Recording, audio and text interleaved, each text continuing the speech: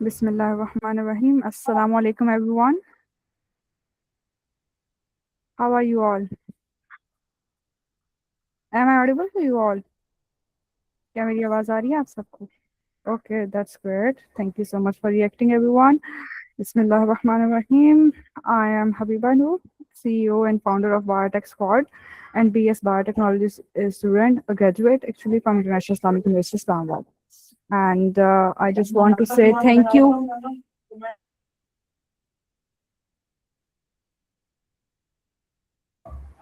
I am BS Biotechnology graduate from International Islamic University Islamabad, and today I'm here to welcome you all in R2D Bootcamp. Today is our first lecture from delivered by Dr. Amjad, inshallah. And R2D program start करने का मकसद क्या है और उसकी थोड़ी सी मैं detail देना चाहूँगी। R2D क्या है? R2D है research idea from thesis defence. हम लोगों को रिसर्च मेथोडोलॉजी का चैप्टर या कोर्स करवाया जाता है अपने बीएस में, बट अनफॉर्चुनेटली हमारे पास वो टाइम इतना कम होता है। There full student of full class of students and teachers जो हैं वो उस तरह से कम्युनिकेट नहीं कर पाते, और कभी कभार हमारे पास प्रैक्टिकल इंसाइट्स नहीं होते और बच्चे उस कोर्स को जस्ट रट्टा मार के उसको ख़त्म कर देते हैं। बट जब वो लास्ट सेमेस्टर में पहुंचते हैं तो फिर उनको अंदाज़ा होता है कि रिसर्च मेथोडोलॉजी हमारे लिए कितनी इंपॉर्टेंट थी। सो फॉर दैट हम लोगों ने ये इनिशिएटिव स्टार्ट किया कि हम लोग कुछ ऐसा अरेंज करें कि बच्चे जिसमें अपने प्रोफेसर से जाके इंटरेक्ट कर सकें और सवाल पूछ सकें और अपनी क्वेरीज को क्लियर कर सकें। ठीक है, तो अब ये हमारे पास इस तरह से लेक्चर नहीं होगा। लेक्चर होंगे obviously deliver by a teacher, तो उस तरह के लेक्चर नहीं होंगे, but we are here and मैं अपनी तरफ से पूरा दावा करती हूँ कि आपके जितने भी क्वेरीज हैं रिसर्च से रिलेटेड वो सब क्लियर हो जाए। डॉक्टर अमजद, आपको एक छोटा सा एक सवाल मैं देती हूँ जिससे आप स्टार्ट करेंगे। मुझे अक्सर स्टूडेंट्स कहते हैं कि मिस हबीबा मुझे ना समझ नहीं आ रही कि मेरा टारगेट क्या है, मेरा इंटरेस्ट क्या है। There are lot of fields. Biotechnology एक बहुत वास्ट फील्ड है, उसको आगे हम लोग लेके चलें तो वहाँ पे माइक्रोबियल, एनिमल, प्लांट और बहुत सारी फील्ड्स आ जाती हैं, सब फील्ड्स आ जाती हैं। तो बच्चों को ये नहीं पता चलता कि हमारा रिसर्च आइडिया उसको उसको हम लोग किस तरह से देख के चलें और हमारा रिसर्च इंटरेस्ट क्या है। तो यहाँ से हम लोग स्टार्ट करते हैं। Over to you doctor Amjad. Thank you so much for joining us and you can start. Bismillahirrahmanirrahim. Assalamu alaikum. Welcome all of you in this boot camp, and thank you Habiba and Abdul Haseeb for inviting me for this wonderful talk. So I hope this session will be useful for you.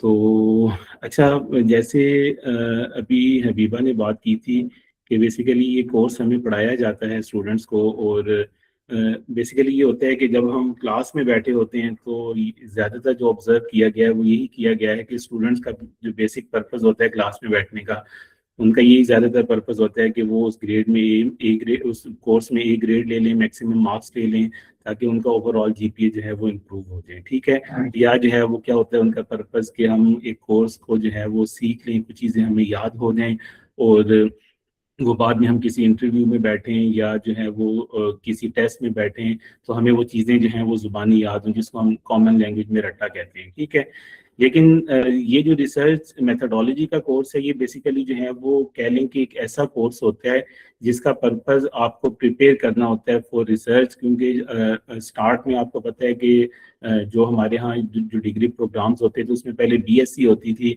और फिर उसके बाद 2 साल का MSc होता था। तो उस वक्त जो है वो थीसिस की इतनी रिक्वायरमेंट नहीं होती थी, जस्ट एक रिसर्च रिपोर्ट होती थी। लेकिन जब बीएस है, बीएस में आपको एक प्रॉपर जो है वो थीसिस करना पड़ता है। तो थीसिस के लिए जो है वो जब तक आपको उसकी बेसिक्स नहीं आएंगी, आपको ये नहीं पता चलेगा कि रिसर्च है क्या, आपने उसको कंडक्ट कैसे करना है, फिर आपने उसको राइट अप कैसे करना है, फिर आपने उसको प्रेजेंट कैसे करना है। तो तब तक जो है वो आपके लिए वो जो रिसर्च है वो बेसिकली जो है वो आपके लिए एक दर्द-ए-सर बन जाएगा और आप खुद को ये कहेंगे कि आप किस मुसीबत में फंस गए। उसका सबसे बड़ी रीज़न यही होती है कि स्टूडेंट बेसिकली क्या करते हैं कि ये जो कोर्स होता है इसको एज अ कोर्स ही ट्रीट करते हैं।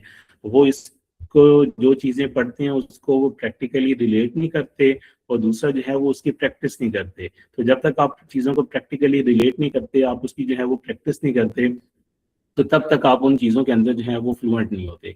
तो इसलिए जो है वो ये जो बूट कैंप है इसका जितना भी जो है वो सिलेबस था वो मैं देख रहा था, इन्होंने माशाल्लाह बड़ा अच्छा जो है वो उसको ऑर्गेनाइज किया है।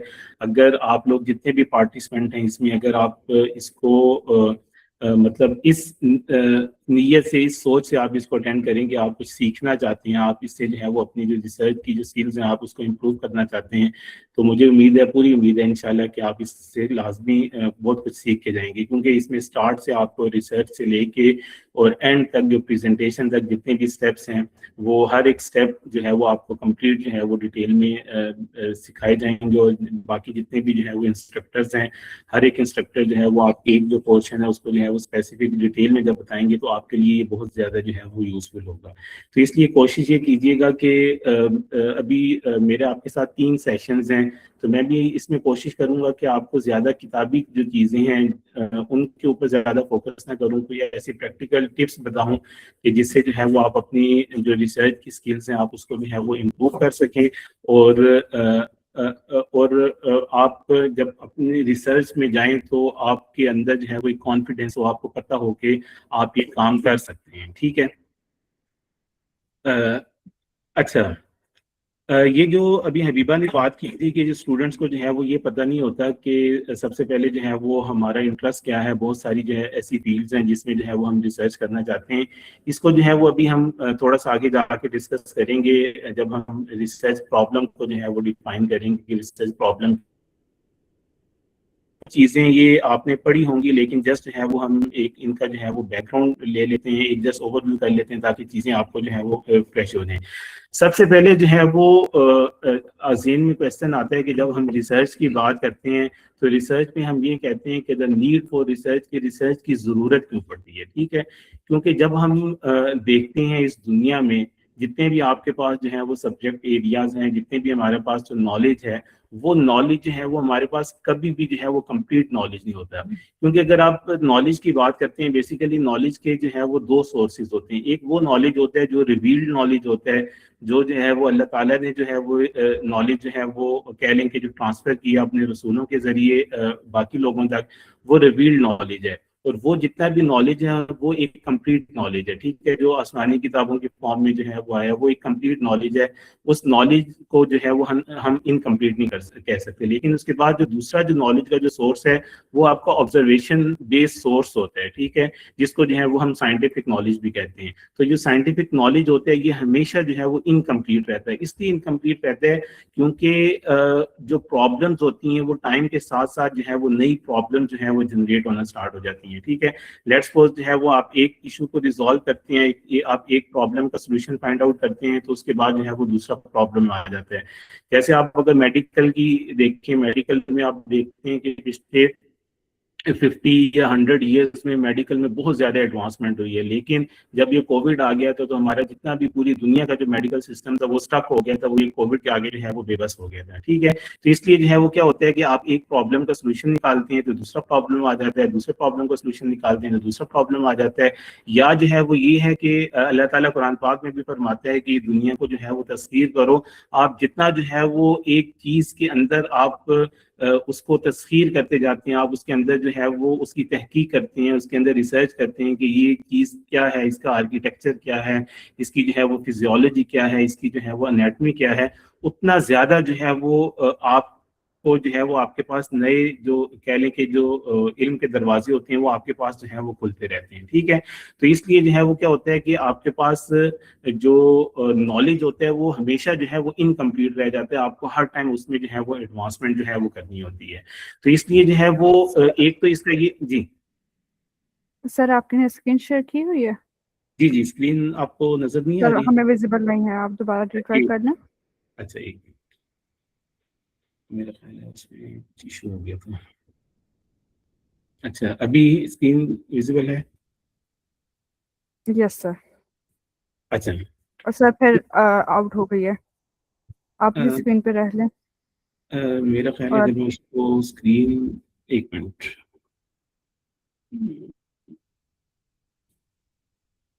अब ठीक है? Yes sir is visible now, आप इसी स्क्रीन पे रहिएगा। ठीक है, मेरा ख्याल है जब उसको करते हैं फुल स्क्रीन पे तो ओके, फिर issue होगा। Sorry for interruption. नहीं, कोई मसला नहीं। अच्छा, अब ये जो रिसर्च है, रिसर्च जो है वो बेसिकली क्या होता है, एक तो हमें हमारे पास जितने भी अनआंसर्ड जो क्वेश्चंस होते हैं उनका जो है वो हमें आंसर मिलता रहता है। फिर हमारे जितने भी जो प्रॉब्लम्स होते हैं उनका जो है वो हमें सोल्यूशन मिलता रहता है। इसलिए जो है वो कह लें कि रिसर्च जो है वो एक ऐसा प्रोसेस होता है जो कि कॉन्टिन्यूस प्रोसेस है। आप ये नहीं कह सकते कि नहीं है, ठीक है, क्योंकि हमें हर टाइम जो है वो कोई ना कोई इनोवेशन की जरूरत होती है। हर टाइम जो है वो हमें नया नॉलेज जो है वो जनरेट करने की जरूरत होती है, और हर टाइम जो है वो हमारे पास कोई ना कोई प्रॉब्लम होता है जिसका जो है वो हमें सोल्यूशन जो है वो रिक्वायर होते हैं, ठीक है। तो इसलिए जो है वो कह लें कि रिसर्च की जो है वो इस हिसाब से जो है वो बहुत ज्यादा इंपॉर्टेंस है कि हर टाइम आपको जो है वो रिसर्च की जरूरत होती है। अब जो है वो सबसे पहले हम देखते हैं कि रिसर्च है क्या। वैसे तो अगर हम कॉमनली इसको डिफाइन करें रिसर्च को, तो सर्च फॉर नॉलेज कहते हैं, ठीक है। लेकिन ये जो कह लें कि जो सर्च फॉर नॉलेज है, ये एक साइंटिफिक रिसर्च की जो है वो प्रॉपर डेफिनेशन नहीं।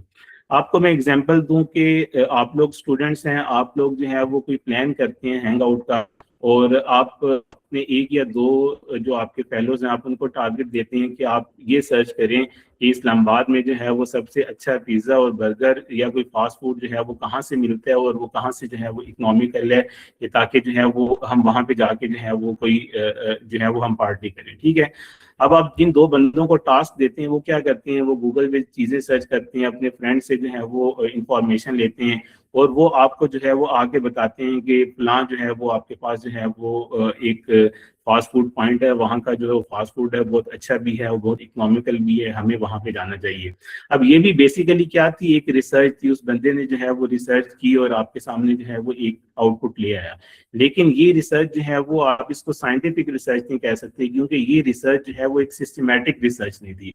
अब क्या पता उसने तो सिर्फ मशवरा लिया कि जो लोग, क्या पता उसने किसी ऐसे बंदे से मशवरा लिया कि जो फास्ट फूड खाता ही ना हो, और उसने सिर्फ उन लोगों से मशवरा लिया, या जस्ट उसने उन लोगों से मशवरा लिया है जो किसी एक खास ब्रांड की तरफ जो है वो बाइस हैं, या वट एवर उसने कभी किसी बंदे से 1 मिनट बात करके पूछ लिया, किसी बंदे से उसने जस्ट जो है वो 2 सेकंड बात करके पूछ लिया। मतलब उसने कोई एक साइंटिफिक अप्रोच यूज नहीं की, उसने उसने कोई एक यूनिफॉर्म अप्रोच यूज नहीं की। तो इसलिए जो है वो हम इसको एक रिसर्च नहीं कहते। रिसर्च जो है वो जब भी हम एक साइंटिफिक रिसर्च को जब हम डिस्क्राइब करते हैं, तो साइंटिफिक रिसर्च जो है वो हमेशा आपके पास जो है वो एक सिस्टमेटिक प्रोसेस होता है। यानी वो एक ऐसा प्रोसेस होता है जो कि एक सिस्टमेटिक मैनर में चल रहा होता है, और उसके बाद जो है वो एक ऐसा प्रोसेस होता है जो कि रिपीटेबल भी होता है। और अगर आप उस प्रोसेस को जो है वो जितनी मर्जी दफा भी रिपीट करेंगे, तो मोर और लेस जो आपके हमेशा जो रिजल्ट्स आएंगे वो हमेशा जो है वो सेम रिजल्ट्स आएंगे, ठीक है।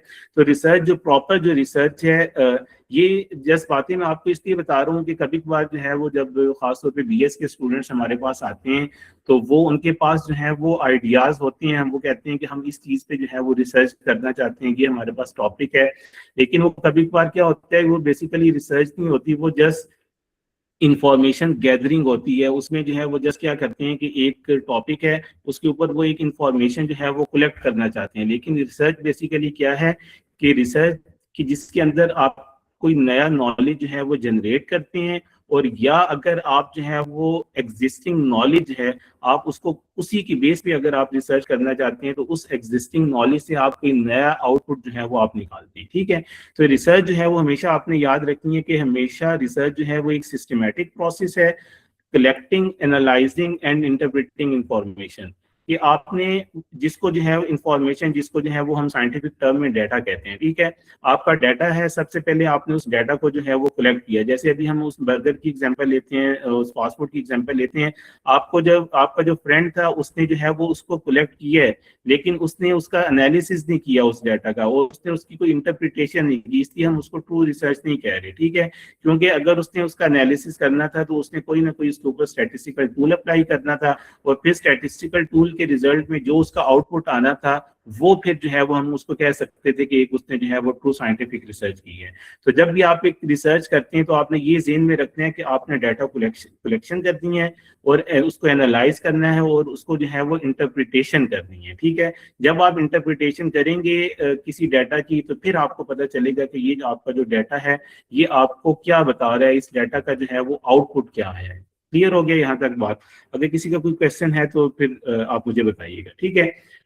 तो यहाँ तक तो बाकी जो है वो डिफरेंट जो है वो रिसर्च की जो है वो डेफिनेशंस हैं, लेकिन जो सबसे एक अच्छी जो डेफिनेशन है, जो कह लें कि एक कम्प्रीहेंसिव डेफिनेशन है, वो ये डेफिनेशन, आप अगर आप इस डेफिनेशन को गौर कीजिएगा, इसको जरा तवज्जो से सुनिएगा, क्योंकि ये इस डेफिनेशन के अंदर जितनी भी चीजें हैं, ये सारी चीजें जो है वो, ये जो बूट कैंप है ये आपका जो है वो कवर करेगा, ठीक है?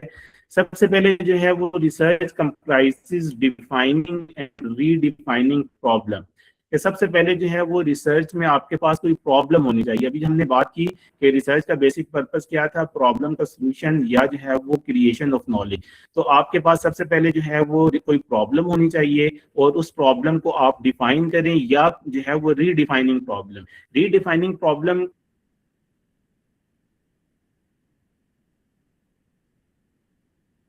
का ये है वो लिमिटेड टाइम होता है, लिमिटेड रिसोर्सेज होता है, और आपके ज़हन में एक ये बात बैठ जाती है कि रिसर्च जो है वो हमेशा इनोवेटिव होनी चाहिए, कि आपने हर दफा जो है वो कोई ऐसी इनोवेशन लानी है जो आज से पहले जो है वो कभी किसी बंदे ने ना की हो। वो भी ठीक है, वो भी एक रिसर्च होती है, वो भी एक प्रॉब्लम है, लेकिन आपके पास क्योंकि टाइम कम होता है, 1 या 2 महीने होते हैं, आपके पास लिमिटेड रिसोर्सेज होते हैं, तो आपके पास जो है वो क्या ऑप्शन होता है, रीडिफाइनिंग प्रॉब्लम का। कि आप जो है वो लिटरेचर सर्च करते हैं और आप देखते हैं कि ऑलरेडी जो प्रॉब्लम एग्जिस्ट कर रही थी, आप किसी बंदे ने जो है वो उस प्रॉब्लम का सलूशन निकाला है, तो आप उसका बेहतर सलूशन जो है वो कैसे दे सकते हैं। या एक बंदा है, उसने एक रिसर्च की, उसने एक प्रॉब्लम को जो है वो हैंडल किया, और आप जो है वो उस प्रॉब्लम को कैसे हैंडल कर सकते हैं, आप उसका कैसे जो है वो एक बेटर सोल्यूशन जो है वो निकाल सकते हैं, ठीक है? तो ये वाला जो जितना भी पार्ट है, research defining and redefining problem, ये जो है वो हम आज के आगे इसमें जो आज का हमारा लेक्चर है, इसमें आगे हम डिटेल से देखेंगे कि रिसर्च प्रॉब्लम को कैसे आप डिफाइन करते हैं।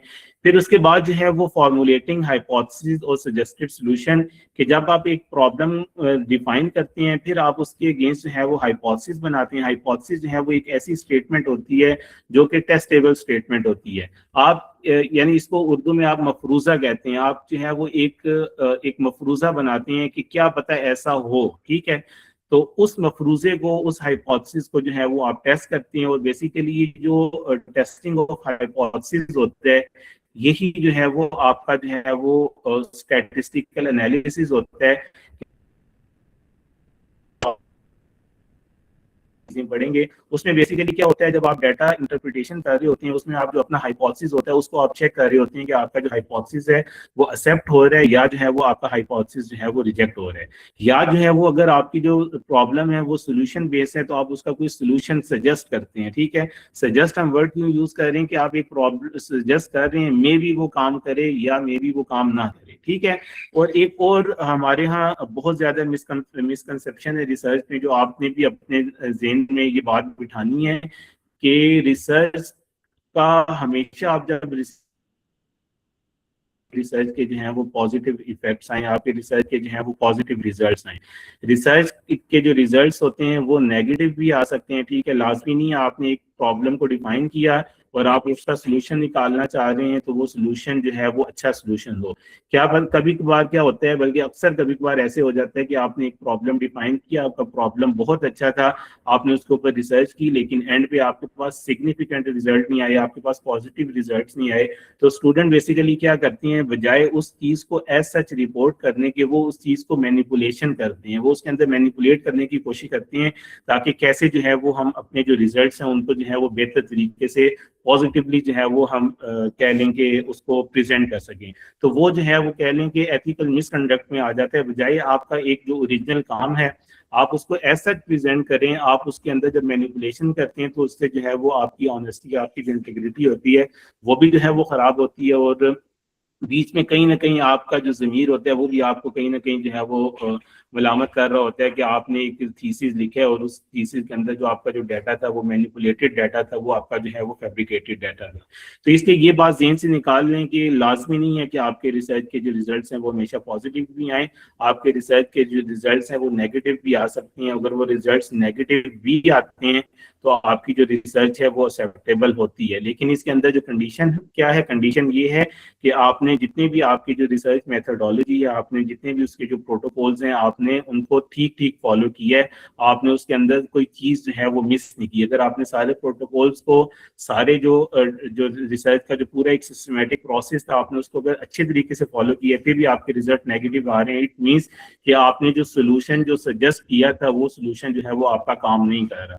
अब क्या होता है कि जब आपने एक सोल्यूशन जो है वो सजेस्ट किया और वो सोल्यूशन आपका काम नहीं कर रहा, इट मीन्स ये भी तो रिसर्च है कि आप लोगों को ये बता रहे हैं कि ये प्रॉब्लम था, इसका मैंने ये सोल्यूशन पे काम किया, लेकिन ये इस प्रॉब्लम का ये सोल्यूशन नहीं हो सकता। तो वो भी लोगों के लिए जो है वो एक रिसर्च है कि लोग फिर दोबारा क्या करते हैं, वो उस प्रोसेस को या उस सोल्यूशन के पीछे जो नहीं जाते, बल्कि वो क्या करते हैं, उसका कोई नया सोल्यूशन निकालने की जो है वो कोशिश करते हैं। ठीक हो गया। आगे जो है वो collecting, organizing and evaluating data के आपने जो है वो थोड़ा सा लेंथी हो रहा है, मैं कोशिश करता हूँ कि इसको ज्यादा डिटेल में ना जाऊं। आगे जो है वो आपका जो है वो जो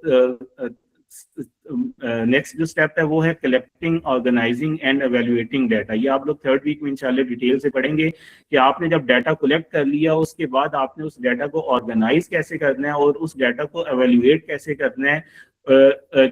अक्सर जो है वो स्टूडेंट्स को जो ज्यादातर मसला होता है कि जब वो रिसर्च कर लेते हैं, उनके पास एक डाटा आ जाता है, लेकिन उनको ये समझ नहीं आ रही होती कि अब हमने इस डाटा को करना क्या है। ठीक है, तो ये मेन दिखते हैं। आपने एक प्रॉब्लम भी अच्छी डिफाइन कर ली, आपने बड़ी मेहनत भी की, लेकिन जब आपके पास डाटा आ जाता है, आप उसको प्रॉपरली अगर आप डाटा को एनालाइज नहीं करते, तो वो जो रिजल्ट्स होते हैं वो आपके जो है वो साइंटिफिक कम्युनिटी में जो है वो एक्सेप्टेबल नहीं होते, क्योंकि साइंटिफिक कम्युनिटी जो है वो हमेशा उस डाटा को मानती है जो स्टैटिस्टिकली एनालाइज हो। लेट्स सपोज मेरे पास दो वैल्यूज हैं, मेरे पास दो वेरिएबल हैं, मेरे पास कह लें कि दो ग्रुप हैं, एक कंट्रोल ग्रुप है और एक ग्रुप ए है।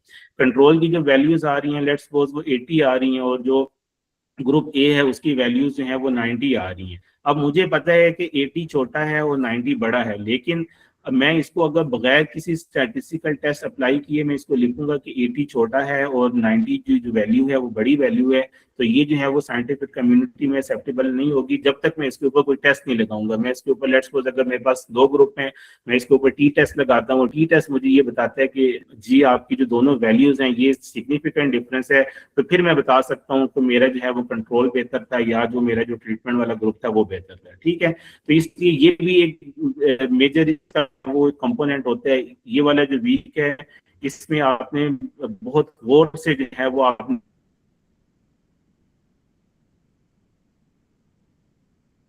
जो भी टेक्निक्स आपके जो है वो आपको बताएंगे, हमें सुनने में बहुत इजी लग रही होती है, लेकिन जब हम उसकी प्रैक्टिस करते हैं तो फिर हमें पता चलता है उसमें से नई नई बातें जो है वो निकलती। तो आपने ये वाला खास तौर पर जो थर्ड वीक होगा, वैसे तो सारे वीक्स आपने जो है वो बहुत केयरफुली आपने अटेंड करने, लेकिन जो थर्ड वीक है जो डाटा एनालिसिस वाला है उसको आपने बहुत गौर से करना है, क्योंकि उसमें मोस्टली ऐसी चीजें होती हैं जो आपने लिटरेचर में जो है वो नहीं पढ़ी होती। वो कुछ कह लें कि जो एप्लीकेशन जो है वो होती है कि आपने डाटा को जो है वो कैसे बेसिकली ऑर्गेनाइज और उसको जो है वो आपने कैसे एवेल्युएट करना है।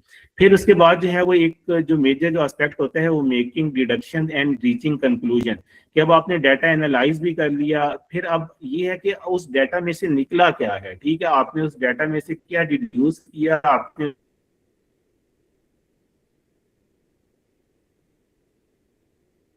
उसमें से क्या कंक्लूजन किया था, आया वो पर्पस आपका जो है वो पूरा हो रहा है या नहीं। और लास्ट में क्या है कि आपने जो आपकी जो कंक्लूजन है और उसको आपने चेक करना है अपने हाइपोथेसिस के साथ कि वाकई आपकी जो कंक्लूजन आई है वो आपकी हाइपोथेसिस के साथ फिट हो रही है कि नहीं। आपका हाइपोथेसिस जो है वो लेट्स सपोज कुछ और था और आपका जो कंक्लूजन आया है वो कुछ और था। आपका हाइपोथेसिस ये था कि एक प्लांट है उसकी जो है वो एंटी माइक्रोबियल एक्टिविटी है अगेंस्ट स्पेसिफिक बैक्टीरिया, और आपका कंक्लूजन ये आया है कि जो आपका जो प्लांट है उसके अंदर जो है वो फिनोलिक कंपोनेंट ज्यादा है। तो अब क्या है कि आपका हाइपोथेसिस कुछ और था, आपका कंक्लूजन कुछ और आया है। इट मींस कि आपकी जो रिसर्च मेथोडोलॉजी थी सारी, वो उसके अंदर जो है वो आपने कुछ ना कुछ मिस्टेक की है, तो इसलिए ये वाली जो रिसर्च है ये फिर रिसर्च जो है वो एक्सेप्टेबल नहीं हो। क्लियर हो गया? यहाँ तक आ रही है बात आपको समझ? अच्छा, आगे जो है वो एक और बात, ज्यादातर हम इन चीजों को तो डील नहीं करते, क्योंकि हमारी जो है वो बेसिकली जो है वो ऐसी रिसर्च होती है जो कि प्रॉब्लम बेस्ड रिसर्च होती है, या जिसमें जो है वो कोई नॉलेज जो है वो हम जनरेट कर रहे होते हैं। लेकिन रिसर्च जो है वो, क्योंकि रिसर्च की डिफरेंट टाइप्स है, उस डिटेल में हम नहीं जाएंगे, वो आपने कोर्स में भी पढ़ी होंगी। उसमें कभी कभार ये होता है कि रिसर्च जो है वो लाजमी नहीं होता कि आपको किसी प्रॉब्लम का सोल्यूशन बताए, बल्कि कभी कभी जो रिसर्च होती है वो चीज़ों को जनरलाइज करने में जो है वो आपको हेल्प आउट करती है, या जो है वो एक थ्योरेटिकल फॉर्मुलेशन करती है। आप कह लें कि रिसर्च की बेस पे जो है वो आप जो है वो थेरीज जो है वो डेवलप करते हैं, या जो है वो आप जो जनरल कंसेप्ट होते हैं, जनरल रूल्स हैं, वो आप जो है वो बनाते हैं। यानी लाजमी नहीं होता कि रिसर्च जो है वो हमेशा प्रॉब्लम बेस्ड हो। रिसर्च जो है वो for the sake of information, या बेटर वर्ड ये है कि फॉर द एडवांसमेंट ऑफ जो नॉलेज है, उसके लिए जो है वो रिसर्च जो है वो होती है। और अक्सर आपने देखा है जो आपके पास ज्यादातर जो अप्लाइड आपके पास रिसर्च है, वो ऐसी रिसर्च होती है जो कि आपका जो नॉलेज होता है, एग्जिस्टिंग नॉलेज होता है, उसको जो है वो इन्हांस कर रही होती है, ना कि कोई वो प्रैक्टिकल आपको कोई सोल्यूशन नहीं वो बता रही होती है। अच्छा, यहाँ तक तो ये कुछ चीजें हमने डिस्कस की। आगे जो है वो रिसर्च साइकिल है, इसको थोड़ा सा आप गौर से देखिएगा तो फिर आपको पूरा जो है वो थीसिस का भी और जो प्रपोजल का कहने की जो स्ट्रक्चर है वो भी आपको समझ आ जाएगा, और कुछ स्टेप्स समझ आ जाएंगे वो क्या है और इसके कौन से जो है वो स्टेप्स हैं। सबसे पहले आप देखें कि the researcher begins with the problem and unanswered question. सबसे पहले जो है वो आपके पास क्या है, एक प्रॉब्लम स्टेटमेंट है, और उस प्रॉब्लम स्टेटमेंट को जो है वो आप कह लें कि डिफाइन करते हैं। आपके पास जो प्रॉब्लम स्टेटमेंट है, या तो आपके पास कोई प्रॉब्लम है, या आपके पास जो है वो कोई क्यूरियोसिटी है, आपके पास कोई लैक ऑफ इंफॉर्मेशन है, आप उस इंफॉर्मेशन को जो है वो उस इंफॉर्मेशन को आप बेहतर करना चाहते हैं, उसको आप इम्प्रूव करना चाहते हैं। तो ये आपके पास जो है वो कह लें कि एक रिसर्च प्रॉब्लम आ गया।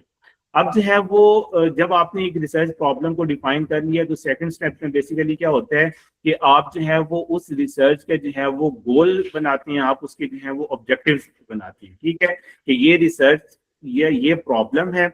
अब जो गोल्स होते हैं, जो ऑब्जेक्टिव्स होते हैं, वो हम इसलिए बनाते हैं ताकि हम अपने आप को कह लें कि अपने लिए एक बाउंड्री हम सेट कर सकें कि बेसिकली जो आपके पास जो प्रॉब्लम है उसका जो हम सोल्यूशन सजेस्ट कर रहे हैं, वो हम किन बाउंड्रीज के अंदर जो है वो रह के कर सकते हैं। ठीक है, ताकि जो है वो आपके पास जो आपकी जो रिसर्च जो प्रॉब्लम आपने डिफाइन की है, आप उस प्रॉब्लम को विद इन कह लें कि जो स्पेसिफाइड टाइम है और विद इन जो स्पेसिफाइड जो रिसोर्सेज हैं, जो लिमिटेड रिसोर्सेज हैं, आप उसमें उसको जो है वो कंप्लीट कर सकें। ठीक है, तो गोल्स या ऑब्जेक्टिव्स आप बनाते हैं। आप बेसिकली जो है वो अपना जो रिसर्च टॉपिक होता है, आप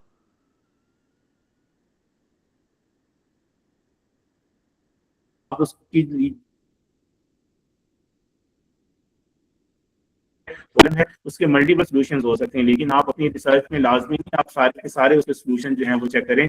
आप जो है वो जस्ट एक प्रॉब्लम है उसका आप एक सॉल्यूशन जो है वो चेक करना चाहते हैं, तो आप बताएंगे कि ये प्रॉब्लम है और हम इसका ये वाला सॉल्यूशन जो है वो प्रपोज कर रहे हैं, ये वाला सॉल्यूशन जो है वो हम सजेस्ट कर रहे हैं। ठीक है, आगे जो है वो फिर कभी कभार ये होता है कि खासतौर पे आपका जो बीएस लेवल का थीसिस होता है, इसमें तो इतना नहीं होता। अगर एमएस का और पीएचडी का जब थीसिस होता है, उसमें आपका जो प्रॉब्लम स्टेटमेंट होती है, वो कभी कभार जो है वो इतनी बड़ी आप कोई प्रॉब्लम चूज कर लेते हैं कि वो एज अ सिंगल प्रॉब्लम जो है वो आप उसको लेके नहीं चलते। आप फिर उसको क्या करते हैं, आप उसको जो है वो डिफरेंट सब प्रॉब्लम्स के अंडर सब प्रॉब्लम्स में जो है वो आप उसको डिवाइड कर लेते हैं।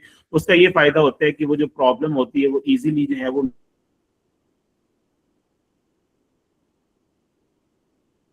मैनेजेबल हो जाती है। आप इजीली जो है वो उस प्रॉब्लम को जो है वो मैनेज कर सकते हैं। बेसिकली ये है कि आप कह लेंगे उस डिफरेंट एक्सपेरिमेंट्स के अंदर डिवाइड कर लेते हैं, ताकि आपको जो है वो उस प्रॉब्लम को आपके लिए वो जब आप प्रॉब्लम को सब प्रॉब्लम के अंदर डिफाइन कर लेते हैं, फिर आप जो है वो उसके लिए हाइपोथेसिस बनाते हैं, या जो है वो आप असम्पशन बनाते हैं जो भी हमने डिस्कस किया था, या आप उसका जो है वो कोई सोल्यूशन जो है वो प्रपोज करते हैं। आप ये कहते हैं कि ये मेरे पास प्रॉब्लम है और ये इसका जो है वो प्रपोज सोल्यूशन है, जिसको जो है वो मैं चेक करूंगा। ठीक है, और आपका जो जितनी भी मेथडोलॉजी होती है वो उसी प्रपोज सोल्यूशन के गिर्द जो है वो आपकी मेथडोलॉजी जो है वो घूमती है। आपने जो सोल्यूशन प्रपोज किया होता है, आप उस सोल्यूशन को प्रूव करने के लिए आप बेसिकली जो है वो क्या करते हैं, आप उससे रिलेटेड जो है वो मेथडोलॉजी जो है वो आप अडॉप्ट करते हैं। ठीक है, अब मेरा काम ज्यादा जो है वो रिप्रोडक्शन भी है, मैं ज्यादा आपको एग्जांपल रिप्रोडक्शन से दे सकूंगा। लेट्स सपोज जो है वो मेरे पास ये प्रॉब्लम है कि जब हम सीमन को क्रायो प्रिजर्व करते हैं तो उसकी जो क्वालिटी होती है वो डिक्रीज हो जाती है। तो मैं जो है वो क्या करता हूँ कि कोई ऐसा सप्लीमेंट जो है वो उसके अंदर जो है वो ऐड करना चाहता हूँ कि जिससे जो है वो उसकी क्वालिटी को जो है वो इम्प्रूव किया जाए। तो मैं ये हाइपोथेसाइज करूंगा कि ये लेट्स सपोज जो सप्लीमेंट ए है, ये जब मैं क्रायो प्रिजर्वेशन प्रोसेस के दौरान जो है वो सीमन सैंपल में ऐड करूंगा तो उससे जो है वो स्पर्म क्वालिटी पैरामीटर्स जो है वो इम्प्रूव हो जाएंगे। अब ये मेरा हाइपोथेसिस है। अब मेरा हाइपोथेसिस ये था कि मैंने स्पर्म क्वालिटी पैरामीटर्स को इम्प्रूव करने, अब जितनी भी मेरी मेथडोलॉजी होगी उसके अंदर वो सारे स्पर्म क्वालिटी पैरामीटर्स आएंगे। यानी मेरी मेथडोलॉजी जो है वो मेरे हाइपोथेसिस की और मेरे ऑब्जेक्टिव्स के गिर्द घूमेगी। जो मैंने ऑब्जेक्टिव्स अपने लिए डिफाइन किए हैं, मैंने जो हाइपोथेसिस बनाया है, जो मैंने सोल्यूशन जो है वो प्रपोज किया है, उस सोल्यूशन को टेस्ट करने के लिए जो है वो मैं उसके अकॉर्डिंग जो है वो मैं मेथडोलॉजी जो है वो डिसाइड करूंगा। और मेरी मेथडोलॉजी जो है वो ऐसी मेथडोलॉजी होनी चाहिए जो मेरे प्रॉब्लम को प्रूव कर सके।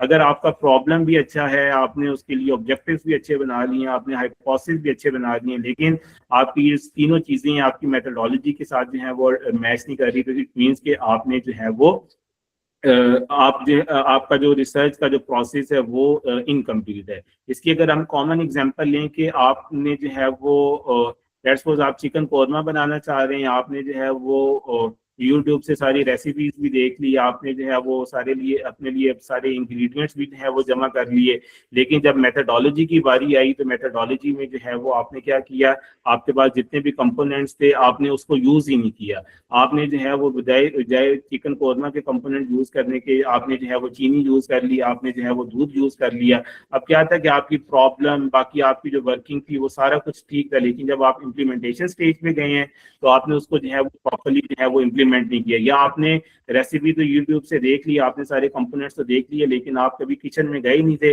आपको यही नहीं पता था कि आपने वो जो चिकन कढ़ाई है वो बनानी किस में। आपने जो है वो प्लास्टिक का कोई बॉल लिया, आपने उसके अंदर जो है वो उसको चूल्हे पे रख दिया और आपने नीचे आग लगा दी और उसके अंदर आपने अपने बाकी कंपोनेंट्स डाल दिए। तो वो क्या हो गया कि आपकी मेथडोलॉजी ठीक थी, लेकिन आपने उस मेथडोलॉजी को ठीक इम्प्लीमेंट नहीं किया। आपने उसके लिए प्रॉपर जो कह लें कि जो आपको जो रिक्वायर्ड उसके जो टूल्स थे वो आपने टूल्स हैं वो यूज नहीं किया। आपने जो आपकी जो वर्किंग थी आपकी रिसर्च प्रपोजल के ऊपर देख लिया कि उसको चूल्हे पे बनाना है और आग भी जलानी है, लेकिन आपने ये नहीं देखा कि वो बंदा जो है वो किसी स्टील के बर्तन में जो है वो ऑयल डाल के उसको आग लगा रहा है या वो किसी प्लास्टिक के बर्तन में। ठीक है, तो इसी तरह मेथडोलॉजी में भी जो है वो अक्सर स्टूडेंट्स के साथ मसला होता है कि वो रिसर्च पेपर पढ़ लेते हैं, अपने लिए मेथडोलॉजी वो बना लेते हैं, लेकिन अक्सर जो रिसर्च पेपर के अंदर आपके पास जो प्रोटोकॉल होता है वो इनकम्प्लीट प्रोटोकॉल होता है, वो वर्किंग प्रोटोकॉल नहीं होता, क्योंकि जो भी आपके पास रिसर्च पेपर होते हैं उसमें हमेशा आपके पास लिमिटेशन होती है कि आपने विद इन दीज लिमिट जो है वो अपनी मेथडोलॉजी को जो है वो आपने सम अप करना है। तो उसमें जो है वो क्या होता है कि जो रिसर्चर होता है वो कभी कभार पूरे प्रोटोकॉल्स नहीं लिख रहा होता, वो जस्ट जो है वो मेजर स्टेप्स लिख रहा होता है। तो आपने जो है वो उन मेजर स्टेप्स को फॉलो करने के साथ साथ आपने एक वर्किंग प्रोटोकॉल बनाना होता है कि ये सारा काम आपने जो है वो करना कैसे। क्लियर हो गया? फिर उसके बाद जो है वो जब आप मेथडोलॉजी भी उसके ऊपर अप्लाई करते हैं, फिर आप उस डाटा को जो है वो कलेक्ट करते हैं, फिर उसको ऑर्गेनाइज करते हैं, फिर उसको इंटरप्रिटेशन करते हैं, और एट द एंड जो है वो आपका जो डाटा जो इंटरप्रिटेशन आती है वो आपको कुछ ना कुछ जो है वो कंक्लूजन बताता है, वो कुछ ना कुछ आपको रिजल्ट्स बताता है। उस रिजल्ट्स की बेस पे आप ये चेक करते हैं कि आपकी जो प्रॉब्लम थी उसका सोल्यूशन निकला है या नहीं निकला। सब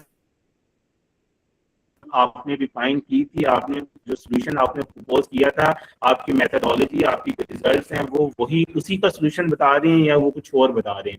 अगर तो आपने जितने भी सारे स्टेप्स हैं वो सारे ठीक फॉलो किए हैं, आपकी जो प्रॉब्लम है, आपकी हाइपोथेसिस हैं, आपकी मेथडोलॉजी है, आपका डाटा है, आपकी जो इंटरप्रिटेशन है, आपकी जो कंक्लूजन है, ये सारी चीजें एक दूसरे के साथ मैच करती हैं और सारी चीज जो है वो सिक्वेंशियल है। इसके अंदर जो है वो कोई भी स्टेप आपने मिस नहीं किया होगा, फिर भी आपके नेगेटिव या नॉन सिग्निफिकेंट रिजल्ट आते हैं, तो ये जो रिसर्च है ये एक्सेप्टेबल है, क्योंकि आपने जो है वो सारे कंप्लीट प्रोटोकॉल फॉलो किए, लेकिन जो आपके जेन में एक प्रॉब्लम का सोल्यूशन चल रहा था वो सोल्यूशन उस तरीके से नहीं है, मे बी उसका सोल्यूशन जो है वो कुछ और हो। ठीक हो गया। तो ये आपने जो है वो कभी ऐसे नहीं करना कि आपके जब नेगेटिव रिजल्ट आए तो आप बजाय सुपरवाइजर के पास जाएं कि आप ये सोचें कि सुपरवाइजर आपको डांटेगा, या जो है वो सुपरवाइजर ये आपको कहेगा कि आपके तो रिजल्ट ही नहीं आए तो आप इसको एक्सपेरिमेंट को रिपीट करें। कभी कभार ये होता है कि सुपरवाइजर एक्सपेरिमेंट रिपीट इसलिए भी करवाता है कि क्या पता कि आपने ड्यूरिंग एक्सपेरिमेंटेशन जो है वो आपने कोई तो आपसे कोई चीज मिस हैंडल होगी। लेकिन अगर आपने एक्सपेरिमेंट रिपीट किया, आपने रेप्लिकेट किए, 2 या 3 रेप्लिकेट किए, फिर भी आपके जो नेगेटिव रिजल्ट्स आ रहे हैं, तो आप अपने थीसिस के अंदर ऐसा उन्हीं नेगेटिव रिजल्ट्स को ऑनेस्टी के साथ आप डिस्क्राइब करें। आप बजाय उसको मैनिपुलेट करने के, मैनिपुलेट आप करेंगे तो वो आपकी जो ऑनेस्टी है वो भी खराब होगी, आपका जो थीसिस है वो भी जो है वो खराब होगा। और कभी कभार ये भी हो सकता है कि जो सोल्यूशन आप प्रपोज कर रहे थे, क्या पता वो सोल्यूशन था ही नहीं, यानी आपने उस सोल्यूशन को जो है वो उसमें मैनिपुलेशन करके आपने उसको अपने रिजल्ट्स को पॉजिटिव कर दिया। लेकिन आप जब वो पॉजिटिव रिजल्ट किसी के सामने प्रेजेंट करने जाएंगे, जो एक्सपर्ट कहे कि ये कैसे पॉजिटिव हो सकता है, ये तो सोल्यूशन इसका बनता ही नहीं है, ठीक है। तो जो आपके रिजल्ट की जो है वो क्राइटेरिया ऑफ गुड रिसर्च, ये थोड़ा सा देख लेते हैं कि आपका जो रिसर्च पर्पस है वो क्लियरली डिफाइंड हो। आप उसके अंदर जितने भी कंसेप्ट यूज कर रहे हैं मतलब एक तो कॉमन कंसेप्ट हो, या अगर कोई आप ऐसी डेफिनेशन यूज कर रहे हैं कि जो एक नई चीज है तो आप उसको प्रॉपर जो है वो डिफाइन करें, ठीक है। जैसे लेट्स सपोज अगर आप सेल्फ कॉन्फिडेंस पे काम कर रहे हैं तो आप पहले सबसे पहले सेल्फ कॉन्फिडेंस को डिफाइन करें कि सेल्फ कॉन्फिडेंस बेसिकली है क्या। या अगर जो है वो आप हेल्थ को डिफाइन करें तो आप ये बताएं कि हेल्थ से आपका क्या मुराद है। क्या पता मेरे लिए वो बंदा हेल्दी हो कि जो बस सांस ले रहा हो, ठीक है, मैं उसको भी हेल्दी कंसीडर करूँ कि भाई इसकी सांस तो चल रही है, लेकिन जो आपके लिए जो है वो हेल्दी बंदा वो हो कि जो मुकम्मल जो है वो फिट हो, जिसकी जो है वो बॉडी के जितने भी जो पैरामीटर्स हैं, जितने भी जो ऑर्गन्स हैं, उसका बीएमआई भी नॉर्मल हो, बाकी उसके सारे टेस्ट जो हैं वो भी नॉर्मल हो। इसलिए आपको जो है वो आपने कोई कंफ्यूजन नहीं छोड़नी, आपकी जितनी भी चीजें जो भी आप रिसर्च के अंदर लिखें वो सारी आपकी जो है वो क्लियर होनी चाहिए, ठीक है। और एक और चीज कि आपकी जो रिसर्च है वो हमेशा जो है वो ऐसी रिसर्च हो जिसको रेप्लिकेट किया जा सके। आप इतनी उसके अंदर जो है वो अपनी थीसिस, अपनी रिसर्च प्रपोजल के अंदर आप डिटेल लिखें कि आपका जो रिसर्च अगर कोई उसको एक्सपेरिमेंट को रिपीट करना चाहता है तो वो आपकी जो मेथडोलॉजी है उसको अडॉप्ट करके वो सेम एक्सपेरिमेंट जो है वो रिपीट कर सके। क्लियर है, आपका डिजाइन जो है वो ऑब्जेक्टिव होना चाहिए। फिर जो है वो ये चीज है कि limitation and flaws should be reportedly honestly, कि अगर आपकी स्टडी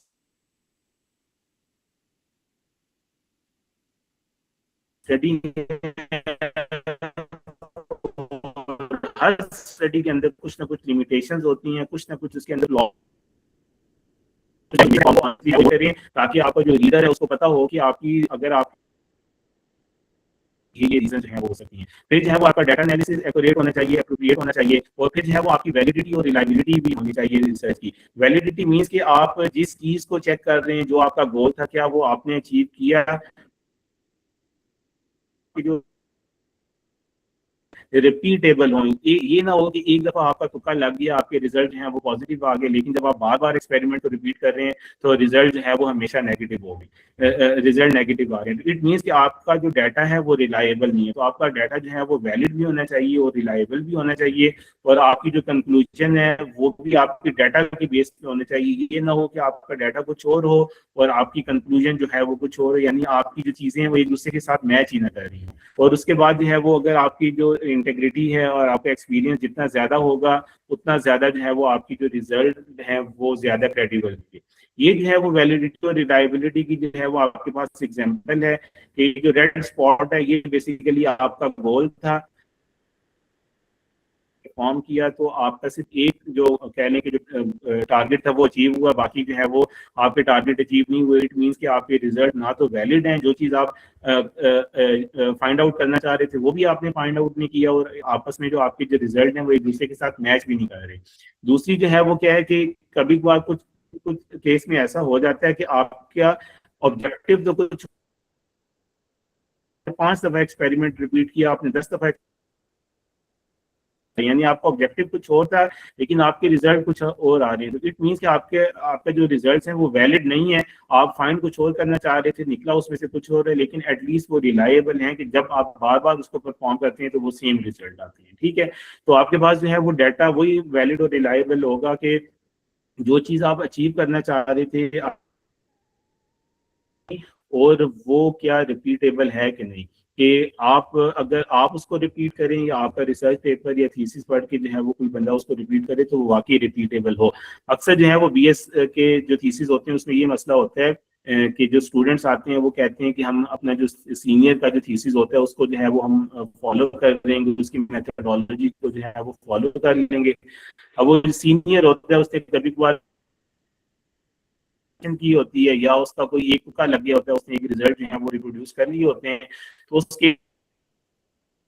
हैं तो आप उसी मेथोडोलॉजी को ऐसा आप फॉलो कर रहे होते हैं तो आपके सेम वो रिजल्ट्स नहीं आ रहे होते। ठीक है, तो इसलिए जो है वो, क्योंकि जब आप अपना थीसिस लिखेंगे, आप अपना थीसिस जो है वो सबमिट करेंगे, आप अपना पेपर सबमिट करेंगे, वो कह लें कि वो आने वाले लोगों के लिए जो है वो एक गाइडेंस बन जाएगा। तो जब आप कोई कह लें कि आप एक चीज जो आपने परफॉर्म की है, जब आप उसको लिखें तो आप उसको कंप्लीट ऑनेस्टी के साथ लिखें, ताकि आपके पेपर्स को अगर कोई बंदा साइट करना चाहे, वो आपके पेपर को देख के उसी एक्सपेरिमेंट को रेप्लिकेट करना चाहे या उस आपका जो एक्सपेरिमेंट हो उसको फर्दर इंप्रूव करना चाहे, तो एटलीस्ट वो रिलायबल हो, इतना रिलायबल हो कि वो सेम मेथोडोलॉजी फॉलो करके उसके जो रिजल्ट्स हैं वो सेम रिजल्ट्स जो हैं वो आने चाहिए।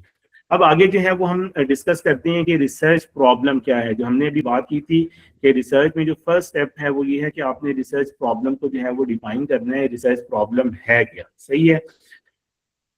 अब जो रिसर्च प्रॉब्लम है, रिसर्च प्रॉब्लम जो है वो बेसिकली क्या है, अगर हम इसको डिफाइन करें, research problem in general refers to some difficulty which a researcher experiences in the context of either a theoretical or practical situation and wants to obtain a solution for the same. के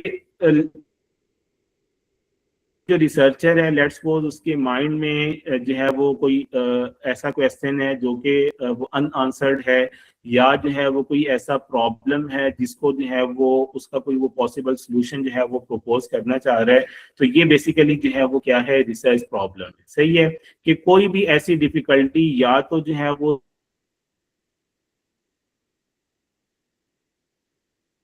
researcher जो वो face कर रहा है, या कोई अक्सर जो है वो आपके पास क्या होता है कि आप कोई कोर्स पढ़ रहे होते हैं और उस कोर्स के अंदर जो है वो जब आप थेरेपी का कोर्स पढ़,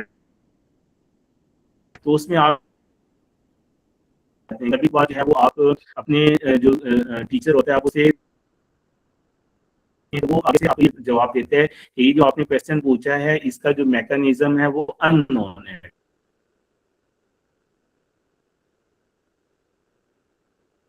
ठीक है, यानी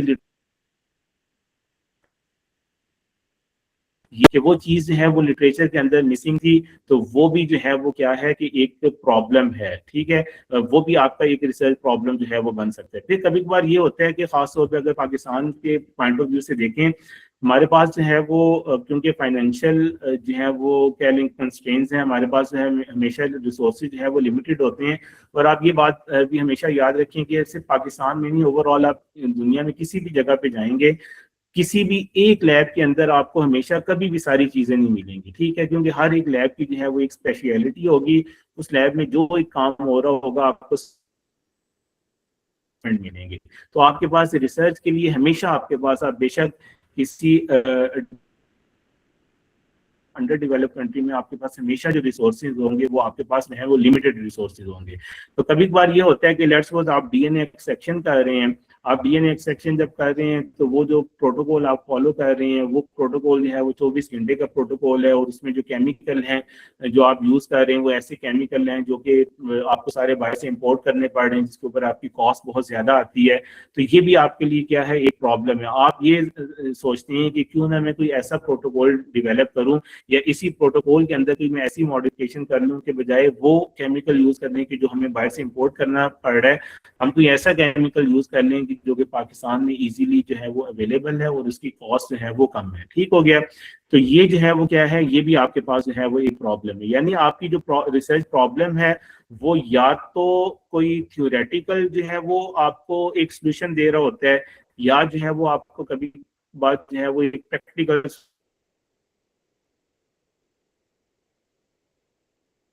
सोल्यूशन जो है वो दे रहा होता है। दोनों केसेस में जो है वो आपका जो रिसर्च प्रॉब्लम है है उसको जो है वो एड्रेस कर रहे होते हैं। अब जो लिटरेचर के अंदर जो इंफॉर्मेशन मिस आपने एक बात याद रखनी है कि आपने कभी ये नहीं सोचना, खासतौर पे जब आप बीएस लेवल पे हैं, एमएससी या इवन पीएचडी लेवल पे, कि सिर्फ आपने एक ही रिसर्च के अंदर जो है वो दुनिया के सारे मसले जो है वो आपने हल कर देने हैं। ठीक है, आपने हमेशा जो है वो क्या करना है, अपनी जो प्रॉब्लम है, आपने प्रॉब्लम्स की जो है वो बाउंड्री सेट करनी है, और आपने ये देखना है कि आपके पास जो है वो रिसोर्सेज क्या है, आपके पास टाइम कितना है, और आप इन रिसोर्सेज को लिमिटेड रिसोर्सेज में, लिमिटेड टाइम में आप इन चीज़ों को जो है वो कैसे जो है वो मैनेज कर सकते हैं। ठीक हो गया। कभी कभार स्टूडेंट ये भी मिस्टेक करते हैं, वो ये कहते हैं कि हम फर्स्ट अटेम्प्ट में जो है वो कोई ऐसी रॉकेट साइंस कर लें, हम बिल्कुल ही कोई ऐसी इनोवेशन ले आए कि जो आज तक अभी दुनिया में जो है वो ना हुई हो, तो वो आपके लिए जो है वो शुरू में तो आप बहुत ज्यादा जो है वो कह लें कि एनर्जेटिक होते हैं, लेकिन जब आप इन चीज़ों को ग्राउंड रियलिटीज पे लेके आते हैं तो वो फिर आपके लिए जो है वो बजाय मोटिवेशन के लिए जो है वो आप डीमोटिवेशन का जरिया बन जाती हैं, कि आप ये आपका जितना भी इंटरेस्ट होता है रिसर्च में, वो आपका जो इंटरेस्ट होता है वो लूज हो जाते हैं। ठीक है, अब आगे जो है वो criteria for selecting a research problem, आपने रिसर्च प्रॉब्लम किस बेस पे सिलेक्ट करना है। जो अभी हमने बात की थी कि या तो आपका जो रिसर्च प्रॉब्लम है वो किसी इंपॉर्टेंट क्वेश्चन का, इंपॉर्टेंट प्रॉब्लम का सोल्यूशन प्रपोज कर रहा हो, या जो है वो advancing the frontiers of knowledge, already जो भी एग्जिस्टिंग नॉलेज है उस नॉलेज के अंदर जो है वो आपका जो रिसर्च प्रॉब्लम है वो कोई ना कोई नई चीज जो है वो ऐड करे, आपका जो रिसर्च आपका जो नॉलेज है उसको जो है वो एडवांस करे। ठीक है, नॉलेज के अंदर कोई ना कोई चीज जो है वो नई जो है वो ऐड करो। अब जो है वो कुछ सिचुएशन है ऐसी कि जिसको जो है वो आपने अवॉइड करना है रिसर्च प्रॉब्लम या रिसर्च जो क्वेश्चन है उसको डिफाइन करने के लिए, कि सबसे पहले जो है वो क्या है कि आपका जो रिसर्च प्रॉब्लम है वो बेसिकली आपकी सेल्फ इनलाइटमेंट के लिए नहीं होना चाहिए। आपको जो है वो लेट्स सपोज अगर कोई ऐसा काम था, डीएनए एक्सट्रैक्शन थी या कोई ऐसा काम था जो आपको नहीं आता, तो आपने कहा कि चलो मैं सिर्फ जो है वो अपने सीखने के लिए जो है वो एक एक्सपेरिमेंट कर लूं, तो ये जो है वो आपका एक रिसर्च प्रॉब्लम नहीं है। ठीक है, कि यानी सिर्फ आपका रिसर्च प्रॉब्लम एक ऐसा रिसर्च प्रॉब्लम ना हो कि जो सिर्फ आपको बेनिफिट दे, बल्कि आपका रिसर्च प्रॉब्लम जो है वो ऐसा रिसर्च प्रॉब्लम हो जो पूरी साइंटिफिक कम्युनिटी को जो है वो बेनिफिट दे, और वो प्रेजेंटेबल हो, जब आप उसको किसी साइंटिफिक कम्युनिटी में जो है वो प्रेजेंट करें, बाकी लोग जो है वो आपकी जो रिसर्च प्रॉब्लम है, आपने जो सोल्यूशन प्रपोज किया उससे जो है वो कुछ ना कुछ जो है वो बेनिफिट ले सकें। फिर जो है वो कभी कभार ये होता है कि कुछ स्टूडेंट्स जो है वो क्या करते हैं कि वो सिंपल क्या करते हैं, टू सेट्स ऑफ डाटा लेते हैं और उसको जो है वो कह लें कि आपस में कंपेयर कर देते हैं, और वो ये कहते हैं कि ये जो है वो हमारा जो है वो रिसर्च हो गई। ठीक है, तो ये भी जो है वो आपकी रिसर्च नहीं है कि आपने जस्ट जो है वो कहीं से डाटा लिया, हॉस्पिटल से डाटा लिया, आपने जस्ट उन डाटा को कंपेयर कर लिया कि लेट्स सपोज कंट्रोल में, या लेट्स सपोज मानसून सीजन है और जो है वो विंटर सीजन है, इन दोनों के अंदर जो है वो कोई स्पेसिफिक, लेट्स सपोज हम डेंगू की एग्जांपल लेते हैं कि आपने डाटा लिया, मानसून सीजन में जो है वो डेंगू के कितने पेशेंट आ रहे हैं और विंटर सीजन में कितने आ रहे हैं, आपने जस्ट कंपेयर कर दिया और बता दिया कि मानसून में ज्यादा आ रहे हैं, विंटर में कम आ रहे हैं, तो ये भी आपकी जो है वो रिसर्च नहीं है, जब तक जो है वो आप उसकी कोई कॉज, आप उसका कोई जो है वो रिलेशनशिप या आपको कोई उसका इफेक्ट ना बताएं, आप ये ना बताएं कि मानसून में क्यों ज्यादा आ रहे हैं, समर विंटर में क्यों कम आ रहे हैं, और अगर मेल में ज्यादा है, फीमेल में ज्यादा है, या किसी एक स्पेसिफिक एज ग्रुप में है तो वो क्यों है। यानी आपने उसमें क्या करना है, आपने वर्ड के बाद आपने उसमें वाई का भी आंसर करना है कि ये चीज ऐसी क्यों हो रही है।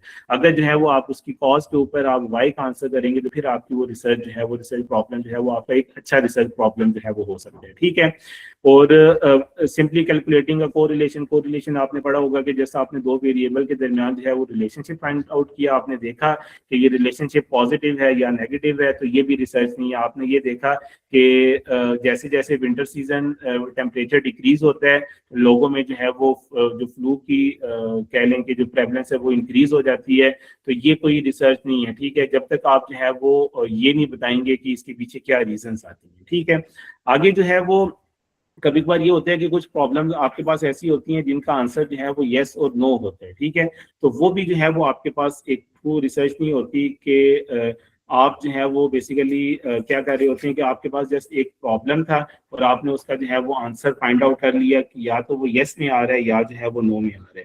तो रिसर्च में बेसिकली क्या था कि आप एक्सप्लोर कर रहे हैं, आप किसी चीज की रीजन को जो है वो फाइंड आउट कर रहे हैं। तो जब आपकी रिसर्च के अंदर जो है वो रीजनिंग नहीं होगी, तब तक जो है वो एक साइंटिफिक रिसर्च नहीं हो सकती। रिसर्च तो वो होगी, लेकिन वो एक इनफॉर्मल रिसर्च होगी, आप उसको जो है वो साइंटिफिक रिसर्च जो है वो आप उसको जो है वो डिक्लेयर नहीं कर सकते। एक मिनट आप मुझे दीजिएगा, मैं ये चार्जर कनेक्ट कर दूंगा। Sure, sir.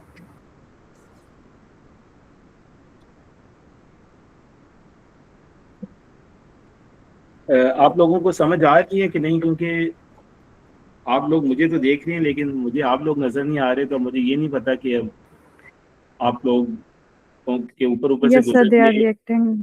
Ji, They are वो thumbs up कर रहे हैं और ये कह रहे हैं, तो इट ठीक मीन्स है, कि सही है, समझ ठीक आ रही है। और एक सर एक हैंड रेज हुआ है, क्या आप अभी क्वेश्चन करना चाहते हैं?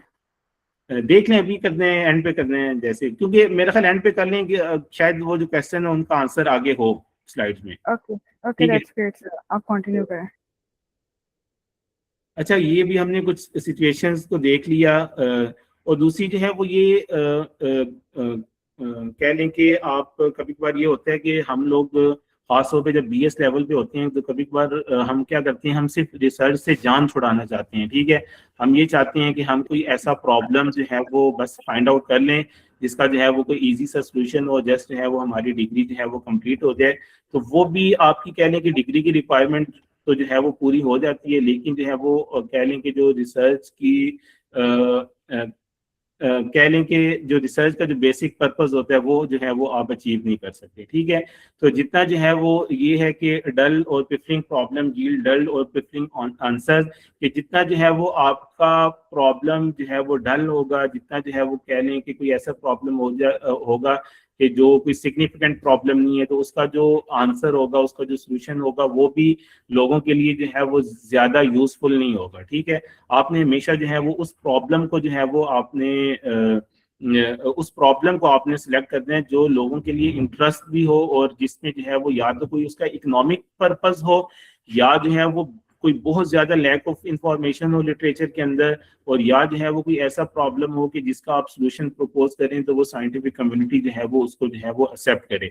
अगर वो साइंटिफिक कम्युनिटी एक प्रॉब्लम आपने ऐसा चूज कर लिया जो कि साइंटिफिक कम्युनिटी उसको एक्सेप्ट नहीं कर रही, या जो है वो कोई ऐसा प्रॉब्लम था जो कोई इंटरेस्टिंग प्रॉब्लम नहीं था, तो वो जस्ट जो वो रिसर्च है वो सिर्फ आपकी हद तक रह जाएगी, और वो रिसर्च जो है वो आगे आगे कन्वे नहीं होगी, लोग उस रिसर्च में जो है वो इंटरेस्ट नहीं लेंगे। तो जब लोग जो है वो आपकी रिसर्च में जो है वो इंटरेस्ट नहीं लेंगे, तो उस केस में जो है वो क्या होगा कि आपकी जो रिसर्च की जो वैल्यू होगी वो कम होगी, क्योंकि लोग जो है वो बेसिकली उस रिसर्च को अप्रिशिएट नहीं कर रहे, और उसको जो है वो कह लें कि उसमें उससे जो है वो बेनिफिट नहीं ले रहे। ठीक है, तो जितनी भी कह लें कि आपका जो रिसर्च क्वेश्चन है वो जितना अच्छा जो है वो रिसर्च क्वेश्चन होगा, उतनी आपकी जो रिसर्च होगी वो अच्छी होगी, और उतनी ज्यादा जो है वो कह लें कि आप जो है वो बेहतर तरीके से जो है वो साइंटिफिक कम्युनिटी को जो है वो सर्व कर सकते हैं। लेकिन एक चीज इसमें आपने हमेशा याद रखनी है कि प्रॉब्लम आपका बहुत अच्छा होना चाहिए, आपका प्रॉब्लम जो है वो इंटरेस्टिंग भी हो,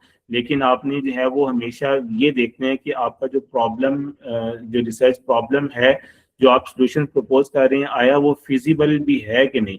फिजिबिलिटी बेसिकली ये होता है कि आप कोई काम स्टार्ट करने से पहले आप ये चेक करते हैं कि ये काम पॉसिबल भी है कि नहीं।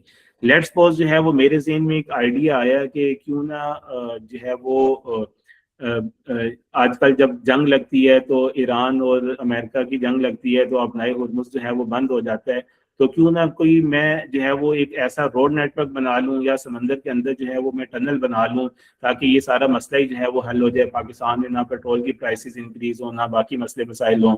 अभी मेरे पास जो रिसर्च क्वेश्चन था, मेरा रिसर्च आइडिया बहुत अच्छा आइडिया है, लेकिन ये फिजिबल नहीं है। ठीक है, क्योंकि समंदर के अंदर जो है वो इतनी बड़ी टनल बनाना, उसके लिए रिसोर्सेज चाहिए, उसके लिए जो है वो टाइम चाहिए, उसके लिए जो है वो मैन पावर चाहिए, मेरे पास कुछ भी नहीं है, जस्ट एक आइडिया है। तो ये आइडिया जो है वो कह लें कि आइडिया तो अच्छा है, लेकिन ये फिजिबल नहीं है। तो आपने जो है वो क्या करना है कि आपने हमेशा ऐसा आइडिया जनरेट करना है कि आइडिया अच्छा हो, और वो लिमिटेड रिसोर्सेज के अंदर वो आइडिया जो है वो पॉसिबल भी हो। और आपने हमेशा जो जब आपने किसी भी रिसर्च प्रॉब्लम का जब आपने सोल्यूशन प्रपोज करना है, तो आपने ये चीज ध्यान में रखनी है कि आप उसका ऐसा सोल्यूशन प्रपोज करें जो कि सोल्यूशन जो है वो कॉस्ट इफेक्टिव हो, और टाइम इफेक्टिव भी हो, कि आपको उसमें जो है वो कम से कम टाइम जो है वो रिक्वायर हो। क्योंकि अगर आपके कुछ सोल्यूशन जो हैं वो अगर ऐसे होंगे कि उसमें बहुत ज़्यादा टाइम लग रहा होगा, बहुत ज़्यादा जो है वो आपके रिसोर्सेज लग रहे होंगे, तो वो आपके जो सोल्यूशन है, वो आपके जो सोल्यूशन होंगे वो इतने एक्सेप्टेबल नहीं होते। अब आगे जो है वो कुछ प्रैक्टिकल गाइडलाइंस जो है वो हम देखते हैं कि यहाँ तक तो हमने देख लिया कि आप जो रिसर्च प्रॉब्लम है वो मतलब उसके पीछे आपके पास जो है वो बेसिक अप्रोच क्या होनी चाहिए। अब आगे हम देखते हैं कि जो एक अच्छी जो रिसर्च प्रॉब्लम है उसको आपने कैसे चूज करना है। सबसे इम्पोर्टेंट स्टूडेंट का ये क्वेश्चन होता है कि हम करें क्या, हमें तो कुछ समझ ही नहीं आ रही कि हमने जो है वो रिसर्च में करना क्या है, हमारे पास तो कोई प्रॉब्लम ही नहीं है, हमारे पास तो कोई आइडिया नहीं है। ठीक है, तो अब हम थोड़ा सा डिस्कस करेंगे कि आप आइडिया कैसे जनरेट कर सकते हैं, आप अपनी रिसर्च के लिए एक टॉपिक कैसे चूज कर सकते हैं, कैसे आप जो है वो आपको मतलब आप अपने लिए एक अच्छा टॉपिक जो है वो चूज कर सकती हैं बगैर जो है वो बहुत ज्यादा एफर्ट किए। सबसे पहला जो उसका जो सबसे अच्छा जो तरीका है वो ये है कि लुक अराउंड यू, कि आप जो है वो जब अपने इर्द गिर्द देखें, आप अपने इर्द गिर्द देखें कि क्या प्रॉब्लम है। ठीक है, लेट्स सपोज जैसे मैंने आपको बताया कि आप जब बीएस में आए हैं, आप बीएस में 8 सेमेस्टर गुजारते हैं, तो आप रिकॉल करें कि आपने 8 सेमेस्टर में क्या कोर्सेज पढ़े, और हर कोर्स के अंदर जो है वो जो आपने प्रैक्टिकल किए या नहीं किए, या आपने जो थ्योरी पढ़ी उसमें जो है वो क्या क्या प्रॉब्लम थे, क्या क्या चीजें थी ऐसी जो कि आपके क्वेश्चन थे वो अनआंसर्ड रह गए। तो आप सबसे पहले उसमें देखें कि कौन सा ऐसा टॉपिक हो सकता था कि जिसमें मुझे बहुत ज्यादा इंटरेस्ट था, लेकिन जो मेरे जो बहुत सारे क्वेश्चन थे वो अनआंसर्ड रह गए। तो आप ये देखें कि आप उसके ऊपर सर्च करें कि वाकई जो आपके जो क्वेश्चन थे वो अनआंसर्ड हैं, या उसका ऑलरेडी जो है वो लिटरेचर में जो है वो उसकी इंफॉर्मेशन अवेलेबल है। अगर तो वो क्वेश्चन आपके अनआंसर्ड हैं तो आप जो है वो उसके ऊपर जो है वो आप उसको एज अ रिसर्च टॉपिक जो है वो लेके चलें। फिर जो है वो कभी कभार ये होता है कि लेट्स सपोज आप इस्लामिक यूनिवर्सिटी में हैं, इस्लामिक यूनिवर्सिटी में आप देखते हैं कि यहाँ पे बहुत टाइप के जो है वो कह लें कि आपको वहाँ पे प्लांट्स नजर आते हैं, फिर आप बहुत ज्यादा जो है वो आपको बर्ड्स की डाइवर्सिटी नजर आती है। तो आप अगर देखते हैं कि कोई स्पेसिफिक बर्ड है जो कि स्पेसिफिक आपको इस्लामिक यूनिवर्सिटी में नजर आ रहा है, कोई स्पेसिफिक इंसेक्ट है जो आपको इस्लामिक यूनिवर्सिटी में नजर आ रहा है, या जो कोई स्पेसिफिक प्लांट है आपको वो इस्लामिक यूनिवर्सिटी में नजर आता है और आपको उस प्लांट का बिहेवियर डिफरेंट लगता है बाकी प्लांट्स की निस्बत, तो ये भी जो है वो आपके लिए क्या हो सकता है, एक प्रॉब्लम हो सकती है। ये भी आपका एक रिसर्च प्रॉब्लम हो सकती है।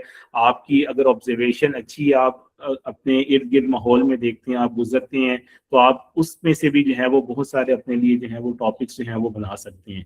या जो है वो अगर आपका वाइल्ड लाइफ में इंटरेस्ट है, एनिमल में या प्लांट्स में इंटरेस्ट है, या आपका जो है वो इन्वायरमेंटल साइंसेज में इंटरेस्ट है, तो आप जब मार्गला हिल्स पे जाते हैं, आप वहाँ पे हाइकिंग करते हैं, वहाँ पे बजाय आप लोगों को देखने के अगर आप ट्रैक पे देखें, आप वहाँ की बायोडाइवर्सिटी देखें, वहाँ के आप प्लांट्स और एनिमल्स को देखें, तो क्या पता वहाँ से बहुत सारी ऐसी चीजें जो हैं वो आपकी क्यूरियोसिटी की निकल आए कि जिसको जो है वो आप एज अ प्रॉब्लम जो है वो लेके चल सकती हैं। ठीक है, फिर मैंने ये बताया कि एक ये भी प्रॉब्लम हो सकती है कि आप जो है वो क्या करते हैं, जब आप लैब में एक्सपेरिमेंट करते हैं तो ड्यूरिंग एक्सपेरिमेंटेशन जो है वो क्या होता है, एक प्रोसेस जो है वो बहुत ज्यादा लेंथी होता है, तो वो लेंथी प्रोसेस को आप शॉर्ट करने की जो है वो प्रैक्टिस कर सकते हैं। ठीक है, फिर जो है वो कभी कभार ये होता है कि लेट्स सपोज आपको मैं सिंपल एग्जांपल देता हूँ कि आप जो मेल्स हैं या जो हैं वो फीमेल्स हैं, आप डेली जो है वो कह लें कि अपने लिए कोई ब्यूटी प्रोडक्ट्स जो हैं वो यूज़ करते हैं। लेट्स सपोज आप कोई एक ब्यूटी प्रोडक्ट यूज़ करते हैं और आप ये देखते हैं कि ये ब्यूटी प्रोडक्ट जो है वो एक स्पेसिफिक मैं पर्पस के लिए यूज़ कर रहा हूँ, ये मुझे बेनिफिट तो दे रहा है लेकिन इसके साथ में जो है वो 4 साइड इफेक्ट्स भी मुझे हो रहे हैं। तो ये भी आपका रिसर्च क्वेश्चन, आप ये कहें, आप ये सोच सकते हैं कि क्यों ना ये जो ब्यूटी प्रोडक्ट है इसके अंदर मैं इंग्रेडिएंट्स देखूं और इसको मैं ऐसे मॉडिफाई करूं कि इसके जो साइड इफेक्ट्स हैं वो कम हो जाएं। ठीक हो गया। या जो है वो कोई भी मतलब प्रॉब्लम हो सकती है, आप डेली जो है वो अपने लिए जो है वो डिफरेंट जो है वो ब्यूटी प्रोडक्ट यूज करते हैं, या जो है वो कभी कभार ये होता है कि आप दिन में जो है वो इतनी चीजें खाते हैं तो आपको कोई चीज जो है वो बेहतर नहीं लग रही होती, या उसका जो है वो टेस्ट बेहतर नहीं लग रहा होता, तो आप में से कोई ऐसा बंदा जो फूड साइंस में इंटरेस्टेड है, या कभी कभार आपको ये लग रहा होता है कि एक चीज ऐसी चीज है कि जिसका जो है वो टेस्ट तो अच्छा है लेकिन उसकी न्यूट्रिशनल वैल्यू अच्छी नहीं है, आप उसकी जो है वो न्यूट्रिशनल वैल्यू इंप्रूव करना चाहते हैं, यानी आपके पास कह लें कि हजारों आपके पास जो है वो डेली रूटीन जो लाइफ होती है उसमें आपके पास जो है वो हजारों प्रॉब्लम जो है वो आप निकल सकते हैं, लेकिन उसके लिए शर्त ये है कि आपकी ऑब्जर्वेशन स्ट्रांग होनी चाहिए। आप जो है वो साइंटिफिकली जो है वो आप चीज़ों को ऑब्जर्व करें और खुद से क्वेश्चन पूछें कि ये क्यों हो रहा है। अगर तो आपको आपको उस क्यों का आंसर आपको मिल जाता है तो इट मीन्स कि वो उसका ऑलरेडी कोई सोल्यूशन है। लेकिन अगर आपको उस क्यों का आंसर मिल गया लेकिन आप सेटिस्फाई नहीं है कि ये आंसर उसका ठीक नहीं है, तो ये आपके लिए जो है वो रिसर्च प्रॉब्लम है। तो आप ये कहें कि ये जो इस क्यू का जो आंसर ऑलरेडी अवेलेबल है, मैं इससे अच्छा इसका जो है वो आंसर जो है वो प्रपोज करूंगा या जो है वो प्रपोज करूंगी। ठीक है, तो सब अब जो भी स्टूडेंट्स हैं जिनको सबसे ज्यादा ये मसला आ रहा है कि उनको ये समझ नहीं आती कि उन्होंने रिसर्च टॉपिक क्या चूज करना है, तो वो सबसे पहले अपने इर्द गिर्द देखें कि वहां पे क्या प्रॉब्लम है, वहां पे कहाँ पे लैक ऑफ इंफॉर्मेशन है, वो वहां पे जाके जो है वो उस चीज को इम्प्रूव करें। या इवन आप घरों में देखते हैं आपने जो है वो कुछ छोटे से गार्डन बनाए होते हैं, कुछ इस तरह की चीजें की होती हैं, वहां पे आपको डिफरेंट प्लांट्स नजर आ जाएंगे, या वहां पे आपको डिफरेंट जो है वो सॉइल के अंदर डिफरेंट बैक्टीरिया और इस तरह की चीजें जो है वो आपको मतलब नजर आ सकती हैं। आप उस पर जो है वो काम कर सकते हैं। यानी बहुत सारी चीजें इर्द गिर्द की जो आपके इन्वायरमेंट में जो है वो नजर आती हैं, जिसके ऊपर जो है वो आप खुद से अपने लिए जो है वो एक जो रिसर्च प्रॉब्लम है वो आप जो है वो जनरेट कर सकते हैं। ठीक है, ये जो ब्यूटी प्रोडक्ट्स की मैंने आपको एग्जांपल दी, आजकल बहुत ज्यादा इस पे काम हो रहा है। आप अक्सर सोशल मीडिया यूज करते होंगे तो आपको बहुत ज्यादा एड्स आते हैं और हर बंदा जो है वो ये कहता है कि हमारे जो प्रोडक्ट्स हैं ये ऑर्गेनिक हैं, इसके साइड इफेक्ट्स कम है। यानी अब जो दुनिया है वो केमिकल से जो है वो दोबारा जो है वो ऑर्गेनिक की तरफ आ रही है। तो इस चीज में बहुत ज्यादा स्कोप है। अगर जो है वो आप नेचुरल प्रोडक्ट्स बना सकते हैं, आप इसके ऊपर रिसर्च करें और इवन ये आपका एक अच्छा बिजनेस मॉडल भी बन सकता है। आप बाद में उसको जो है वो मार्केट कर सकते हैं। आप देखते होंगे बहुत ज्यादा डिफरेंट स्टार्टअप्स जो है वो इसी बेस पे बने हैं कि सिर्फ जस्ट जो है वो हमारी जो चीजें हैं वो ऑर्गेनिक हैं। ठीक है, फिर जो है वो आपके पास एक जो प्रॉब्लम चूज करने का एक जो कह लें कि सबसे अच्छा एक जो वे है वो ये होता है कि आप एग्जिस्टिंग जो रिसर्च लिटरेचर है उसको आप रीड करें। आप देखें कि लिटरेचर के अंदर कौन सी इंफॉर्मेशन जो है वो मिसिंग है और कौन सी इंफॉर्मेशन जो है वो अवेलेबल है। अक्सर ये होता है कि जब आप एक रिसर्च पेपर पढ़ते हैं, आपको स्टूडेंट ये पूछते हैं कि रिसर्च पेपर में हमें कैसे पता चलेगा कि कौन सी इंफॉर्मेशन जो है वो मिसिंग है। तो क्या होता है कि जब आप रिसर्च पेपर को पढ़ते हैं तो सबसे पहले जो है वो आपके ज़हन में भी क्यूरियोसिटी आती है कि ये चीज़ इसने फाइंड आउट की है और इसके ये रिजल्ट्स आए हैं, तो इसकी रीज़न क्या है। आप ये देखते हैं कि उस बंदे ने उस पेपर के अंदर उसकी रीज़न बताई है कि नहीं। अगर उसने उसकी रीज़न फाइंड आउट नहीं की, उसने वहाँ पे डिस्क्राइब नहीं की, तो ये भी आपके लिए जो है वो बेसिकली क्या है, एक रिसर्च गैप आपके लिए निकल आया। आपने देखा कि लिटरेचर के अंदर ये चीज़ जो है वो मिसिंग है। ठीक है, फिर जो है वो कभी कभार होता है, आगे हम नेक्स्ट लेक्चर में लिमिटेशन और डीलिमिटेशन ऑफ स्टडी भी डिस्कस करेंगे कि कुछ जो रिसर्चेज होती हैं हर एक ने जो है वो अपनी वीकनेसेस बताई होती हैं कि ये हमारी स्टडी की जो है वो वीकनेस है, हमारे पास जो है वो सैंपल साइज कम था, या जो है वो हमारे पास जो है वो ये चीज कम थी। तो ये भी बेसिकली जो है वो आपके पास रिसर्च गैप है। यानी यहाँ पे जहाँ पे आपको किसी दूसरी रिसर्च की वीकनेस नजर आती है, इट मीन्स कि वो रिसर्च गैप है। यानी जहाँ पे जो है वो कोई भी रिसर्च है, पेपर है या जो है वो थीसिस है, उसमें आपको लगता है कि ये चीज वीक है, इसका जो है वो आंसर अवेलेबल नहीं है, तो ये आपके लिए रिसर्च क्वेश्चन है। फिर जो है वो एक और जो सोर्स है वो seek the advice of expert है कि आपके सीनियर हैं, आप उनसे एडवाइस लें। अगर आपको नहीं समझ आ रही, ना आपको ऑब्जर्वेशन से समझ आ रही है, ना आपको लिटरेचर से समझ आ रही है, तो आप जो है वो क्या करें, किसी सीनियर की एडवाइस लें। अपने कोई आपका टीचर है आप उससे पूछें, कोई आपका सुपरवाइजर है, या कोई ऐसी फील्ड ऑफ इंटरेस्ट है आपकी कि लेट्स सपोज आपको जो है वो माइक्रोबायोलॉजी में जो है वो बहुत ज्यादा इंटरेस्ट है। आपको जितने भी आपने 20, 25, 30 कोर्सेज पढ़े उसमें से सबसे ज्यादा आपको जो मजा आया वो माइक्रोबायोलॉजी का कोर्स पढ़ने का आया, तो आप जो है वो अपना वो टीचर तलाश करें जो माइक्रोबायोलॉजी में जो है वो एक्सपर्ट, आप उसके पास जाएं, तो उससे आप डिस्कस करें। तो मे बी वो आपको वो आप अगर उनको आप एज अ सुपरवाइजर जो है वो रखते हैं तो वो आपको कोई ना कोई जो है वो आइडिया दे देंगे, वो आपको कोई ना कोई टॉपिक जो है वो असाइन कर देंगे। ठीक है, तो लेकिन ये कह लें कि आपने थर्ड स्टेज पे जाकर करना है, पहले आपने ये कोशिश करनी है कि आप खुद से जो है वो उसको मतलब आइडिया जो है वो जनरेट करें। फिर जो है वो एक और सोर्स होता है अटेंड प्रोफेशनल कॉन्फ्रेंस। आपकी यूनिवर्सिटी के अंदर कोई भी प्रोफेशनल कॉन्फ्रेंस हो रही है, आपकी जो डिफरेंट यूनिवर्सिटीज है उनमें कोई प्रोफेशनल कॉन्फ्रेंस हो रही है, कोई ऑनलाइन प्रोफेशनल कॉन्फ्रेंस हो रही है, आप उसको अटेंड करें। लेकिन प्रोफेशनल कॉन्फ्रेंस अटेंड करने के लिए सबसे पहले ये होता है कि मोस्टली जो है वो पेड होती है, उनकी आपको रजिस्ट्रेशन करवानी पड़ती है, तो स्टूडेंट इतना अफोर्ड नहीं कर सकते। तो स्टूडेंट के लिए सबसे बेस्ट जो कह लेंगे जो वे है वो ये है कि आप यूनिवर्सिटी के अंदर जितने भी थीसिस डिफेंस होते हैं वो आप उनको जो है वो अटेंड करें। वो जो थीसिस डिफेंस होते हैं वो सारे जो है वो ओपन फॉर पब्लिक होते हैं और वो फ्री होते हैं। अब जो है वो क्या होता है कि जब आप किसी थीसिस डिफेंस में जाते हैं, लेट्स सपोज आप किसी एमफिल के थीसिस डिफेंस में गए, अब मैंने बताया कि उस बंदे ने अपने लिए एक बाउंड्री सेट की हुई है, उस बाउंड्री से बाहर अपनी रिसर्च को नहीं लेके जा रहा, तो वो जो उसकी जो रिसर्च है आपको उसके अंदर बहुत ज्यादा गैप्स नजर आएंगे, बहुत सारे ऐसे क्वेश्चन होंगे जो उस बंदे ने जो है वो अनआंसर्ड छोड़ दिए होंगे। आप अगर एक प्रॉपर थीसिस डिफेंस जो है वो आप अगर प्रॉपर इंटरेस्ट से आप उसको अटेंड करें तो आपके जेन में जो है वो 2-4 रिसर्च प्रॉब्लम जो है वो आप इजीली उसमें से जो है वो आइडेंटिफाई कर सकते हैं। कभी कभार ये होता है कि ऑडियंस में से कोई बंदा उससे क्वेश्चन पूछता है कि ये क्यों हो रहा है, और वो ये बताता है कि नहीं मेरे पास इसका आंसर नहीं है क्योंकि मैंने इसके ऊपर काम नहीं किया।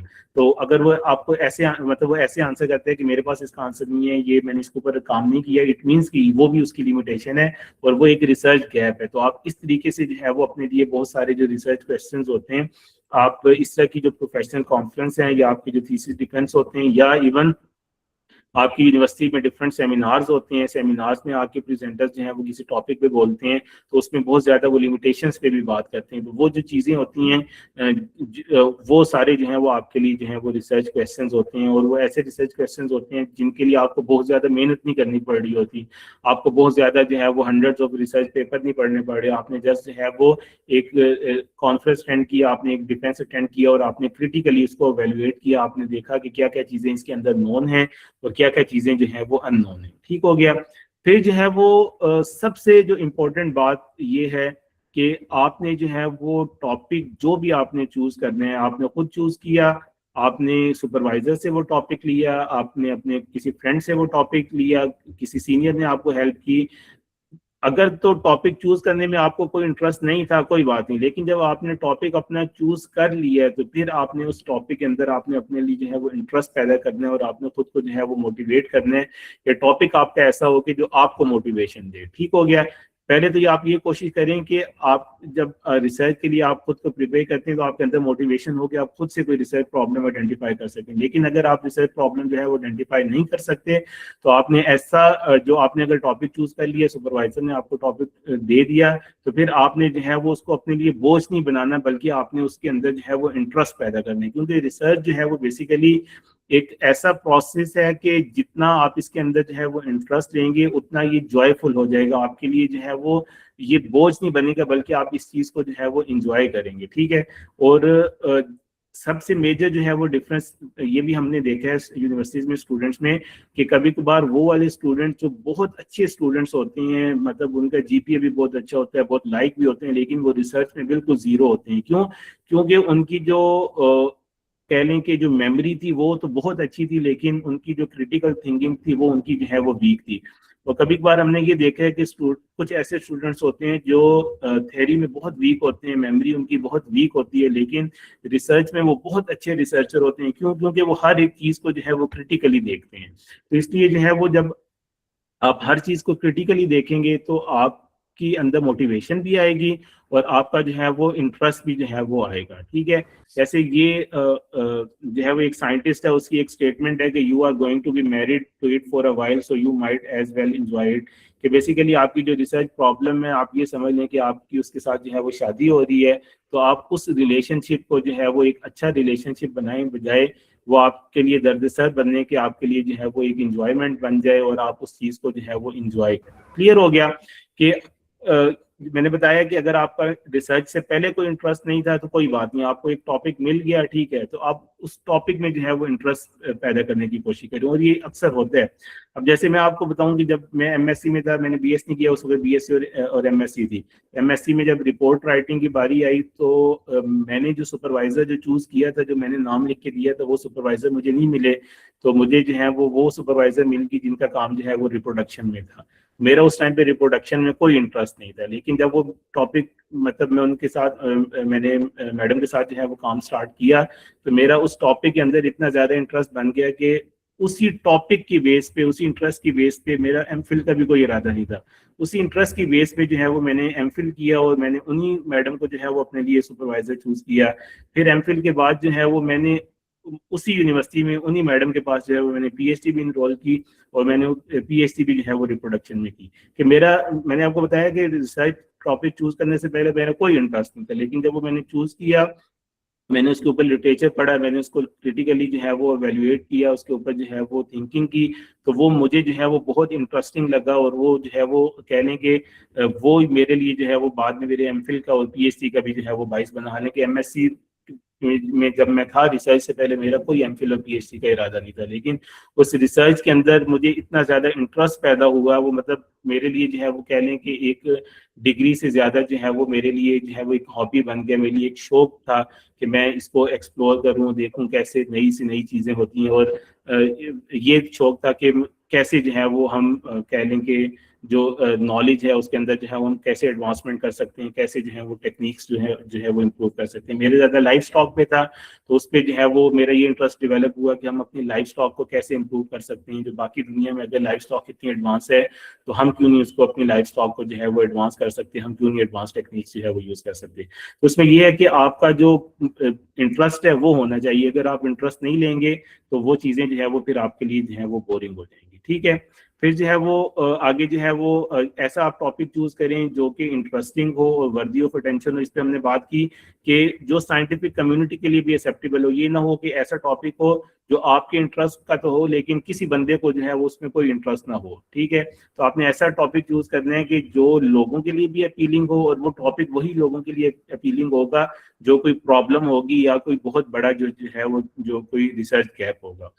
एक और बात कि be realistic about what you can accomplish, कि आप जब अपना रिसर्च प्रपोजल बनाते हैं या जब आप अपना रिसर्च प्रॉब्लम आइडेंटिफाई करते हैं, तो आप रियलिस्टिक होकर सोचें कि वाकई ये काम हो सकता है कि नहीं। ये ना हो कि आप प्रॉब्लम जो है वो बहुत हाई फाई डिफाइन कर लें और जब आप प्रॉब्लम पे काम करना स्टार्ट करें तो वो काम जो है वो कह लें कि ऐसा हो कि मतलब वो मैनेजेबल काम ही नहीं था, वो इतना बड़ा काम था कि वो बीएस का काम नहीं था बल्कि वो पीएचडी का काम था। तो आपने जो है वो ऐसा रियलिस्टिकली सोचना है कि ये जो प्रॉब्लम है इसका जो सोल्यूशन है वाकई ये मतलब ऐसा सोल्यूशन है कि जो इजीली जो है वो हो सकता है, या जो ऐसा एक्सपेरिमेंट है कि मैं इजीली इसको जो है वो कंडक्ट कर सकता हूँ, कंडक्ट कर सकती हूँ। ठीक हो गया, यहाँ तक तो ये बात आ गई कि आपने एक प्रॉब्लम को जो है वो कैसे चूज किया है। अगर इसमें कोई कंफ्यूजन है तो कोई पूछ लें, फिर आगे हम चलते हैं कि जो रिसर्च प्रॉब्लम है आपने उसको लिखना कैसे है, उसको आपने कैसे डिस्क्राइब करना है। Sir, it's clear for now, and a quick reminder to just wind up the PPT in 10 minutes. उसके बाद हम इंटरेक्टिव सेशन करते हैं इंशाल्लाह बच्चों के साथ। ठीक है, सही है।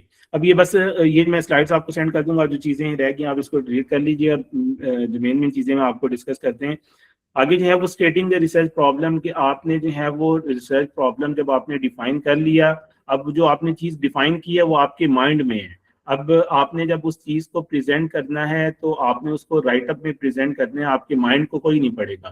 तो आपका जो राइटअप है वो जितना अच्छा होगा, ये ना हो कि आपके जेहन में आइडिया तो बहुत अच्छा है लेकिन आप जब उसको पेपर पे लिखते हैं तो आपने ऐसी स्टेटमेंट लिख दी है कि जो बहुत ही बोगस किस्म की स्टेटमेंट है जिसका कोई मतलब क्लियर नहीं हो रहा है। तो वो फिर जो स्टेटमेंट है वो उसमें लोगों का इंटरेस्ट नहीं होगा, वो इवन आपके सुपरवाइजर का भी उसमें इंटरेस्ट नहीं होगा। तो जो चीज़ आपके जेहन में है आप उसको राइटअप में उससे अच्छा जो है वो डिस्क्राइब करें, क्योंकि जिसने भी पढ़ना है उसने आपका जेहन नहीं पढ़ना बल्कि उसने आपकी जो है वो स्टेटमेंट पढ़नी है। सबसे पहले इसमें ये है कि आपकी जो जितनी भी प्रॉब्लम स्टेटमेंट है वो क्लियर हो और कंप्लीट हो, कि आपने खुद से ये नहीं सोचना कि जो चीज आपको पता है वो दूसरों को भी पता है। ठीक है, तो आपने जो है वो क्लियरली हर एक चीज जो है वो लिखनी। जैसे मैंने आपको एग्जांपल दी चिकन कढ़ाई की, अगर कोई बंदा जो है वो आपको चिकन कढ़ाई की रेसिपी बता रहा है तो उसको ये चाहिए कि वो ये भी बताए कि जब आपने चूल्हे के ऊपर जो बर्तन रखने हैं वो आपने स्टील का बर्तन रखना है। अगर उसने आपको नहीं बताया कि ये जो है वो प्लास्टिक का बर्तन, आप बस उसने ये बता दिया कि आप कोई भी बर्तन रख लें, इसका मतलब है कि उसने आपको जो है वो इनकम्प्लीट थे। ठीक हो गया। अच्छा, और दूसरा जो है वो आपकी जो प्रॉब्लम स्टेटमेंट है वो ग्रामेटिकली भी जो है वो कंप्लीट सेंटेंस हो, उसके अंदर कोई भी ग्रामेटिकल कोई इशू ना हो और उसके अंदर कोई भी टेक्निकल इशू नहीं होना चाहिए। फिर जो है वो दूसरी think through the feasibility of the project that the problem implies, कि आपने जो है वो अभी जो हमने इस पे बात की थी कि आपने कोई भी प्रॉब्लम जो स्टेटमेंट है जब तक आपके ज़हन में है वो आपके ज़हन में है, लेकिन जब आपने एक दफ़ा उसको अपने रिसर्च प्रपोजल में लिख दिया, आपने उसको किसी जगह प्रेजेंट कर दिया, वो फिर आपकी प्रॉपर्टी नहीं रहेगी, वो बल्कि एक पब्लिक प्रॉपर्टी बन जाएगी। फिर लोग आपसे क्वेश्चन भी पूछेंगे और लोग आपको ये भी कहेंगे कि आप इसको जस्टिफाई करें। तो आपने क्या करना है कि जो प्रॉब्लम स्टेटमेंट जब आपने ज़हन में सोची है, आपने उसको लिखना है। लिखने से बाद जब आप उसको किसी के आगे प्रेजेंट करना चाहते हैं तो आपने ये देखना है कि आया ये काम फिजिबल है भी कि नहीं। जैसे मैंने आपको एग्जांपल दी कि अगर मेरे ज़हन में ये आता है कि रिसर्च प्रॉब्लम था कि मैं यहाँ से लेके जो है वो यूरोप तक एक रोड बना दूं, तो ये आइडिया अच्छा है लेकिन ये फिजिबल आइडिया नहीं है, ठीक है, इसके लिए बहुत ज़्यादा रिसोर्सेज और टाइम चाहिए। तो आपने प्रॉब्लम स्टेटमेंट को लिखने से पहले, प्रेजेंट करने से पहले आपने 20 दफ़ा सोचना है, 20 दफ़ा आपने उस पर वर्किंग करनी है कि वाकई आपके पास इतने टाइम है, आपके पास इतने रिसोर्सेज हैं, या आपका जो सुपरवाइजर है उसकी एक्सपर्टीज है। कि ये कभी बार ये भी होता है कि स्टूडेंट जो है वो कुछ ऐसा टॉपिक ले लेते हैं या ऐसा सुपरवाइजर लेट्स सपोज उन्होंने माइक्रो का लिया जिसकी एक्सपर्टीज माइक्रो में है और काम वो वाइल्ड लाइफ में करना चाहती हैं। अब वो जो आपका सुपरवाइजर है जिसका काम माइक्रो में है, तो वाइल्ड लाइफ में क्या पता उसकी एक्सपर्टीज ना हो, या आपने कोई सुपरवाइजर ऐसा ले लिया जो वाइल्ड लाइफ में काम कर रहा है और आप उसको ये कहते हैं कि वो आपको बायोइन्फॉर्मेटिक्स पे काम करवाए। तो ये चीजें जो है वो क्या है कि एक दूसरे के साथ मैच नहीं करती। तो आपने हर चीज फिजिबिलिटी में आपने हर चीज देखनी है कि आपके पास रिसोर्सेज कितने हैं, आपके पास टाइम कितना है, आपके पास जो है वो मैन पावर कितनी है, और आपके पास जो है वो अपनी एबिलिटीज क्या है, आपके पास अपनी स्किल्स क्या है। ठीक हो गया। आगे जो है वो से प्रिसाइजली व्हाट यू मीन, कि प्रॉब्लम, ये जो साइंटिफिक राइटिंग है हमेशा जो है ये प्रिसाइज होती है, वो टू द पॉइंट होती है।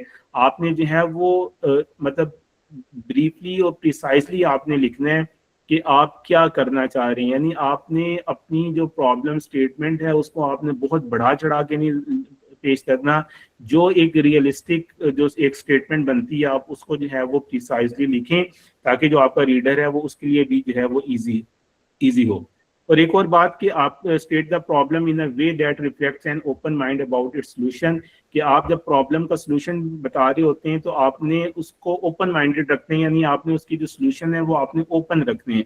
आपने जो है वो खास तौर पे जो आपका रिसर्च प्रपोजल है वो नेक्स्ट हम डिस्कस भी करेंगे कि आपने ऐसे वर्ड्स नहीं लिखने कि आई विल प्रूव या आई विल डेफिनेटली प्रूव या it will definitely improve this, कि इसमें बेसिकली ये होता है कि आप श्योर हैं कि ये काम हो जाएगा।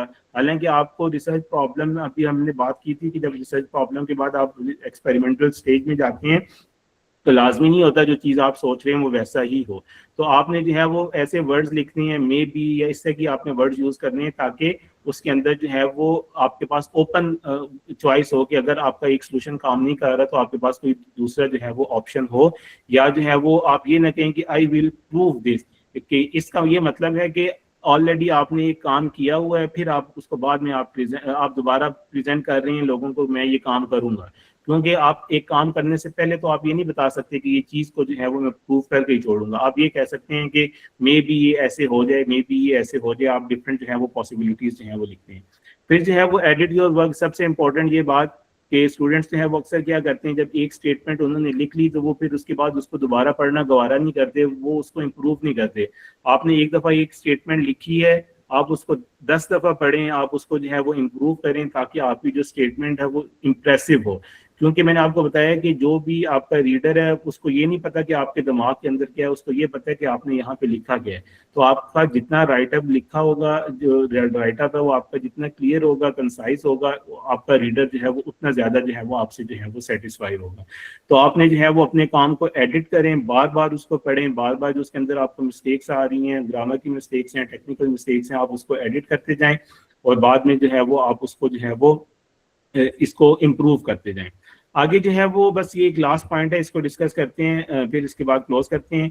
कि अभी हमने स्टार्ट में बात की थी कि आपने एक प्रॉब्लम जो है वो डिफाइन कर ली, लेकिन कभी कभार क्या होता है कि एक प्रॉब्लम आपकी इतनी बड़ी होती है कि आप उसको जो है वो सब प्रॉब्लम के अंदर जो है वो आप उसको जो है वो डिवाइड करते हैं। ठीक हो गया।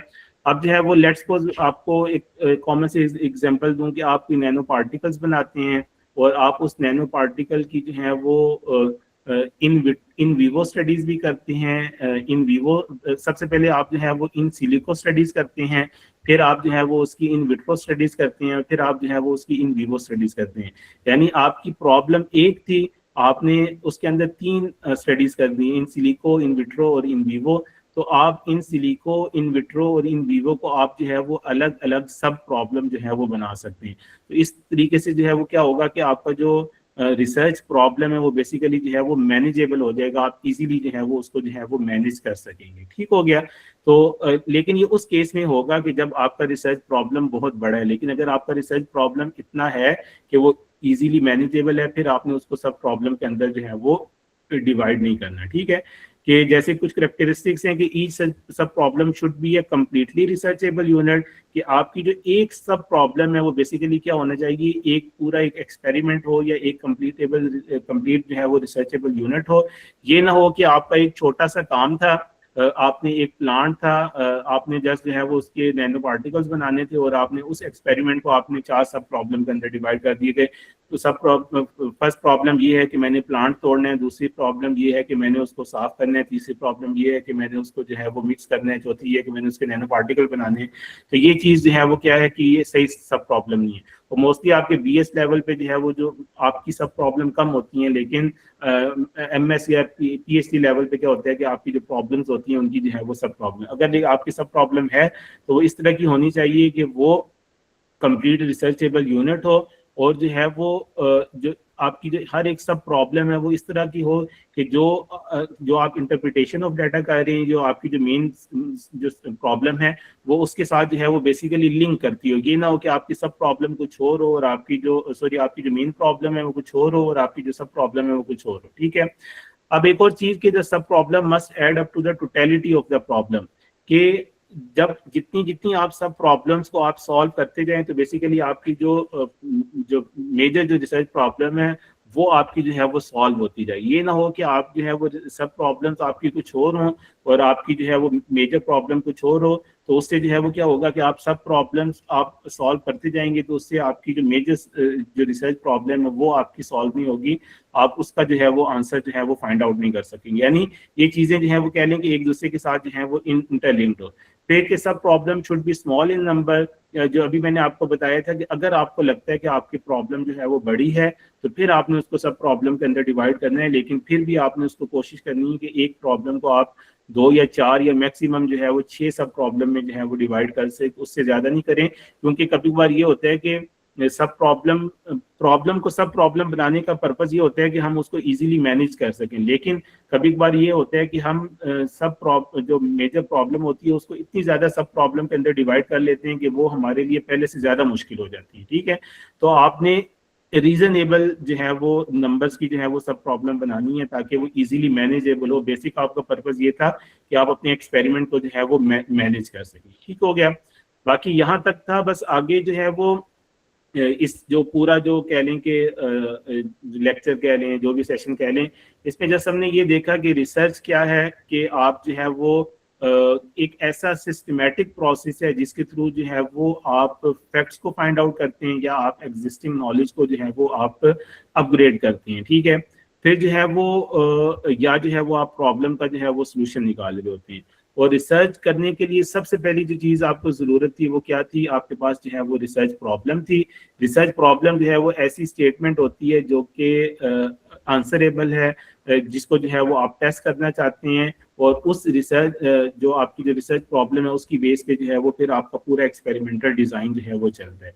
अब जो है वो हमने कुछ डिस्कस किया कि जो रिसर्च प्रॉब्लम है वो आप अपने इर्द गिर्द अपने सुपरवाइजर से, आप लिटरेचर से, या जो है वो अगर आपकी कोई ऑब्जर्वेशन है या आप साइंटिफिक कम्युनिटी में इंटरेक्शन करते हैं, लोगों के साथ कॉन्फ्रेंसेस अटेंड करते हैं, उससे जो है वो आप रिसर्च प्रॉब्लम जो है वो अपने लिए ढूंढ सकते हैं। ठीक है, और उसके बाद जो है वो अगर आपकी जो रिसर्च प्रॉब्लम है वो मतलब ऐसी रिसर्च प्रॉब्लम आप चूज करेंगे जिसमें आपका इंटरेस्ट हो। अगर आपका इंटरेस्ट नहीं है तो आप कोशिश करें कि आप उसमें अपना इंटरेस्ट पैदा करें, अदरवाइज जो है वो आपके लिए जो है वो चीज जो है वो बहुत ज्यादा मुश्किल हो जाएगी। ठीक है, जितना आपका इंटरेस्ट होगा उतनी वो चीज आपके लिए जो है वो ईजी होगी। फिर जो है वो अगर आपके पास जो प्रॉब्लम आपने डिफाइन की है वो सबसे पहले आप ये देखें कि वो फिजिबल है कि नहीं। अगर वो फिजिबल है, आपको लगता है कि इस प्रॉब्लम के ऊपर आप काम कर सकते हैं, तो प्रॉब्लम बड़ी है, आप उसको सब प्रॉब्लम में डिवाइड कर लें। लेकिन इतनी सब प्रॉब्लम के अंदर आप उसको डिवाइड करें कि वो इजीली जो है वो मैनेजेबल हो। ये ना हो कि वो आपके लिए ज्यादा मतलब काम बढ़ ना जाए, बल्कि आपने जो है वो अपने काम को जो है वो मतलब मैनेजेबल बनाना है। ठीक हो गया। और एंड पे जो है वो ये तो आपके पास जो है वो कह लें कि एक फर्स्ट स्टेप है रिसर्च के अंदर कि आपने एक प्रॉब्लम को कैसे डिफाइन करना है और उसको आपने कैसे सब प्रॉब्लम के अंदर जो है वो डिवाइड करना है। फिर उसके बाद जो है वो क्या होता है कि आप हाइपोथेसिस बनाते हैं, फिर आप वेरिएबल्स को डिस्क्राइब करते हैं, फिर आप टर्म्स को, फिर आप जो है वो जितनी भी अजम्पशंस हैं अपनी स्टडी की, इंपॉर्टेंस ऑफ स्टडी है, फिर आपकी लिमिटेशंस हैं, डीलिमिटेशन हैं, और फिर आगे जो है वो आपके जो थीसिस के जो डिफरेंट कंपोनेंट्स है वो इंशाल्लाह कल कल वाला जो है वो थीसिस का जो स्ट्रक्चर है उसमें जो है वो हम उन चीज़ों को जो है वो डिस्कस करेंगे। तो अभी कह लें कि आपका जो रिसर्च साइकिल था, जस्ट हमने उसका जो है वो एक पॉइंट जो है वो डिस्कस किया है कि आपने जो है वो रिसर्च प्रॉब्लम बेसिकली है क्या, और आपने जो है वो अपने लिए रिसर्च प्रॉब्लम जो है वो कैसे आपने जो है वो आइडेंटिफाई करनी है, और उस रिसर्च प्रॉब्लम को जो है वो आपने कैसे मैनेजेबल बनाना है। तो यहाँ तक अगर कोई क्वेश्चन है तो आप पूछें। बाकी जो चीज़ें इसके बाद आएंगी कि आपने रिसर्च उस जो रिसर्च प्रॉब्लम है उसके लिए हाइपोथेसिस कैसे बनाने हैं, या हाइपोथेसिस क्या है, ऑब्जेक्टिव क्या है, या लिमिटेशन, डीलिमिटेशन, या ये जो चीज़ें, ये फिर इंशाल्लाह जो है वो हम कल डिस्कस करेंगे। मेथोडोलॉजी और जो ओवरऑल जो थीसिस का जो है वो स्ट्रक्चर वो कल हम इंशाल्लाह डिस्कस करेंगे। पर्सनल जो है वो रिसर्च प्रपोजल का वो हम डिस्कस करेंगे कि आप रिसर्च प्रपोजल जो है वो कैसे बना सकते हैं, उसकी प्रैक्टिकल गाइडलाइंस क्या है, और एक अच्छा रिसर्च प्रपोजल जो है वो क्या होता है, उसके अंदर कौन कौन से ऐसे कंपोनेंट्स जो हैं वो होने चाहिए। ठीक है। Okay, that's तो अभी great. तक Thank जी, you so much, sir. Thank you so much for this. Story बहुत लंबा हो गया, मुझे इतना आइडिया नहीं था कि It's session fine. It's fine. और मुझे इसकी एग्जांपल्स बहुत अच्छी लगी, स्पेशली कढ़ाई वाली और बाकी एग्जांपल्स। आई रियली होप कि बाकी स्टूडेंट्स ने भी एंजॉय किया होगा। There are two question in the chat box right now. One is के हम लोगों को कितने पेपर्स पढ़ने हैं sir at BS level for writing an article of our final year project? How much articles we need to read? हमें कितने paper पढ़ने चाहिए एक आर्टिकल लिखने के लिए फॉर एफवाईपी? आर्टिकल लिखने के लिए या रिसर्च प्रॉब्लम के लिए? आर्टिकल लिखने के लिए कह रहे हैं। And sir second question is research business idea से रिलेटेड हो सकती है, लाइक सोशल प्रॉब्लम या सोसाइटी इशू के लिहाज से? बिकॉज सर हमारे पास यहाँ पे सिर्फ बायोटेक रिलेटेड स्टूडेंट्स नहीं है, बाकी भी हैं, तो उस लिहाज से पूछ रहा हूँ। ठीक है। अच्छा, एक तो जो फर्स्ट जो है वो ये भी अक्सर स्टूडेंट क्वेश्चन पूछते हैं कि हमें कितने रिसर्च पेपर जो है वो पढ़ने हैं। बेसिकली ये होता है कि number of research paper matter नहीं करते, ये मैटर करता है कि क्वालिटी ऑफ रिसर्च पेपर या उस रिसर्च पेपर जो आप पढ़ रहे हैं वो कितना रेलिवेंट है। लेट्स सपोज मेरा जो रिसर्च प्रॉब्लम था वो मेरा नैनो पार्टिकल था, एंटीबैक्टीरियल एक्टिविटी थी, और मैं रिसर्च पेपर जो है वो मैं ओवरऑल जनरल नैनो बायोटेक्नोलॉजी पे पढ़ रहा हूँ, या जो है वो मैं प्योर माइक्रोबायोलॉजी पे पढ़ रहा हूँ। अब वो क्या था कि मेरी रिसर्च प्रॉब्लम कुछ और है और मैं रिसर्च पेपर कुछ और पढ़ रहा हूँ। तो अब उस केस में अगर मैं 100 रिसर्च पेपर भी पढ़ूंगा जो कि मेरी फील्ड से बिल्कुल रेलिवेंट नहीं है, तो उन 100 पेपर से भी मुझे इतनी इंफॉर्मेशन नहीं मिलेगी। कि उसकी बजाय अगर मैं क्या करूँ कि मैं स्पेसिफिक जो मेरे जो रिसर्च प्रॉब्लम है उसमें जो है वो मैं अगर एग्जैक्ट उससे मिलते जुलते पेपर पढ़ूंगा तो उसमें मुझे ज्यादा इंफॉर्मेशन जो है वो मिल जाएगी। उसका सबसे बेस्ट ये तरीका होता है, अगर आप किसी भी सर्च इंजन पे जाके सर्च करते हैं, आप उस सर्च इंजन को कभी भी आप पूरी स्टेटमेंट ना दें, आप जस्ट उसको कुछ कीवर्ड्स दें। आप जस्ट जो है वो 2 या 3 कीवर्ड्स दें, बीच में आप कॉमा डालें, बीच में जो है वो आप स्पेस डालें या फुल स्टॉप डालें, और वो आप उसको सर्च इंजन को ये बताएं कि ये जो 3 कीवर्ड्स हैं ये जिस पेपर में आ रहे हैं आप वो मुझे ये सर्च करके दो। ठीक है। तो वो आपके आगे जो है वो 10, 20, 25 पेपर जो है वो शो कर देगा। तो आप सबसे पहले जो है वो जो पेपर है उसकी आप सिलेक्शन किस बेस पे करेंगे, इसका टॉपिक क्या है। अगर आपको ये लग रहा है कि आप जो है वो टॉपिक ये आपके टॉपिक के साथ मैच करता है, तो आप सबसे पहले जो है वो उस रिसर्च का एब्स्ट्रैक्ट पढ़ें जो कि 200 या 250 वर्ड्स का होता है। अगर उसके एब्स्ट्रैक्ट के अंदर आपको अपनी रिसर्च से रिलेटेड इंफॉर्मेशन मिल रही है तो फिर आप जो है वो उस रिसर्च पेपर को मतलब अपने पास रखें और वो आपकी जो है वो राइटअप में हेल्प करेगा। लेकिन अगर वो कोई ऐसा रिसर्च पेपर है जो कि आपकी रिसर्च के साथ मैच नहीं कर रहा, तो उस केस में जो है वो क्या होगा कि वो आपको जो है वो ज्यादा यूजफुल नहीं होगा। और अगर हम जर्नल एक जो हम देखते हैं कि जो रिसर्च पेपर जो कि डिफरेंट जर्नल्स में पब्लिश होते हैं उसमें ऑन एवरेज जो है वो 30 to 40 रेफरेंसेस होते हैं। ऑन एवरेज में बात कर रहा हूँ, कुछ जर्नल कुछ पेपर्स ऐसे होते हैं जिसमें ज़्यादा रेफरेंसेस भी होते हैं, खासतौर पे जो रिव्यू आर्टिकल्स वगैरह होते हैं, या कुछ ऐसे बिल्कुल ही जो ऐसे रिसर्च पेपर होते हैं जो बहुत ही नॉवल हो, उसमें कभी कभार बहुत ज़्यादा रिसर्च पेपर मतलब रेफरेंसेस होते हैं। लेकिन अगर आप ये कह लें कि ऑन एवरेज अगर आप देखें तो 30 से 40 जो रिसर्च पेपर्स होते हैं, अगर वो आपके पास हैं, आप उनमें से इंफॉर्मेशन कलेक्ट करके आप एक पेपर लिखना चाहते हैं, तो आप इजीली जो है वो एक अच्छा पेपर जो है वो लिख सकते हैं। ठीक हो गया। ठीक है सर, तो सेकंड क्वेश्चन था रिसर्च बिजनेस आइडिया से रिलेटेड था कि रिसर्च बिजनेस आइडिया से रिलेटेड हो सकती है किसी सोशल प्रॉब्लम पे या सोसाइटी इशू पे। बिल्कुल बिल्कुल, ये अभी हमने बात भी की थी कि आप बल्कि कोशिश ये करें कि आप ऐसी रिसर्च करें जो कि प्रैक्टिकल भी हो, कि वो बाद में आपके लिए जो है वो एक बिजनेस आइडिया भी बन जाए। जैसे आपको मैंने बताया कि ऑर्गेनिक प्रोडक्ट्स हैं, इस पे बहुत ज़्यादा लोग आजकल काम कर रहे हैं, तो ये भी बहुत अच्छा आइडिया है। या अगर आपका फूड साइंस में कोई इंटरेस्ट है, तो आप कोई ऐसी कोई कह लें कि कोई ड्रिंक बनाएं या कोई ऐसा फूड आप प्रिपेयर करें जो कि लोगों के लिए जो हेल्थ जिसके बेनिफिट भी हो, जिसका टेस्ट भी जो है वो अच्छा हो। और दूसरा जो है वो अगर आप बायोटेक्नोलॉजी के बायो के आप स्टूडेंट्स हैं, तो आप सोशल इश्यूज पे भी आप जो है वो काम कर सकते हैं। इवन जो है वो आप मेडिकल साइंसेज में भी काम कर सकते हैं। अक्सर ये होता है स्टूडेंट्स को इशू कि जब आप अपनी लैब्स में जाते हैं तो आपको इतने रिसोर्सेज अवेलेबल नहीं होते, तो आप जो है वो क्या मतलब आपके पास रिसोर्सेज कम है, तो उसमें सबसे अच्छा जो आपके पास एक ऑप्शन होता है वो ये होता है कि आप प्रेवलेंस बेस्ड जो स्टडीज होती हैं आप उसके ऊपर काम करें। लेट्स सपोज आप एक मैं आपको एग्जांपल दे रहा हूँ कि आप देखें, डाटा सर्च करें कि जो कोई डेंगू है या कोई ऐसी कोई डिजीज है, या इवन अगर आप कैंसर का देखें, डाटा सर्च करें कि इस्लामाबाद में जो है वो कैंसर के कितने पेशेंट्स हैं, या कौन सा कैंसर ऐसा है जो कि ज़्यादा प्रेवलेंट है। तो आपको इन ऐसी जो डिजीजेज हैं उसके ऊपर आपको बहुत कम डाटा जो है वो मिलेगा। तो आप जो है वो क्या कर सकते हैं कि आप इस तरह का कोई टॉपिक चूज कर सकते हैं जिसमें आप जो है वो हॉस्पिटल से डाटा ले लें, और वो बेसिकली आपका जो है वो सेकेंडरी डाटा होगा, लेकिन फिर आप उस डाटा को स्टैटिस्टिकल एनालिसिस करें और उस डाटा को एनालाइज करें और उसको जो है वो इंटरप्रेट करें। तो ये एक बहुत अच्छी जो है वो आपके पास रिसर्च बन सकती है। फिर जो है वो ये भी बहुत अच्छा आइडिया होता है बीएस लेवल पे, कि आपने अक्सर देखा होगा कि हमारी सोसाइटी के अंदर डिप्रेशन बहुत ज़्यादा आ रहा है, ठीक है, मतलब मेंटल डिसऑर्डर्स बहुत ज़्यादा आ रहे हैं। तो आप जो है वो डिफरेंट है वो गूगल पे या डिफरेंट है वो साइट्स पे सर्च करें, आपको एक स्टैंडर्डाइज क्वेश्चन मिल जाते हैं जिसपे आपको पता चल जाता है कि ये पर्सन जो है वो डिप्रेस्ड है या जो है वो नॉर्मल है। तो उसको जो है वो आप डिफरेंट डिग्रीज के साथ भी इवन रिलेट कर सकती हैं। आप जो है वो ये देख सकते हैं कि आपकी जो यूनिवर्सिटी है इसमें जो सोशल साइंसेज के लोग हैं उनमें डिप्रेशन ज़्यादा है, बायोलॉजिकल साइंसेज में डिप्रेशन ज़्यादा है, या इंजीनियरिंग में डिप्रेशन ज़्यादा है। तो फिर आगे ये तो अभी मैंने बताया कि ये तो जस्ट एक चीज़ है, लेकिन जो मेन इसके अंदर जो चीज़ आएगी वो ये आएगी कि आप उसमें रीज़न फाइंड आउट करने की कोशिश करें कि जो सोशल साइंसेज में या इंजीनियरिंग में या बायोलॉजिकल साइंसेज में अगर डिप्रेशन किसी में एक में ज़्यादा है तो उसकी क्या रीज़न है, क्या उसकी जो है वो पॉसिबल रीजन हो सकती है। तो इस तरह की जो रिसर्च है वो भी आप कर सकते हैं। लाजमी नहीं है, मैंने आपको बताया कि लाजमी नहीं है कि रिसर्च वही है जो लैब के अंदर होती है। रिसर्च जो है वो आपकी फील्ड बेस्ड भी हो सकती है, आप डिफरेंट सर्वेज भी कर सकते हैं। लेट्स सपोज अगर आप फाना और फ्लोरा ऑफ इस्लामिक यूनिवर्सिटी में अगर आप रिसर्च करें तो ये भी एक अच्छी खासी जो है वो रिसर्च बन सकती है, क्योंकि इस्लामिक यूनिवर्सिटी का इतना बड़ा एरिया और यहाँ पे जो है वो फाना फ्लोरा जो है वो इसकी अच्छी जो है वो डाइवर्सिटी है। फिर जो है वो अगर आप सोशल इशू पे करना चाहते हैं तो वो भी आपके लिए एक अच्छा रिसर्च क्वेश्चन बन सकता है, लेकिन कोशिश करें कि आप उसको अपनी फील्ड के साथ रिलेट करें।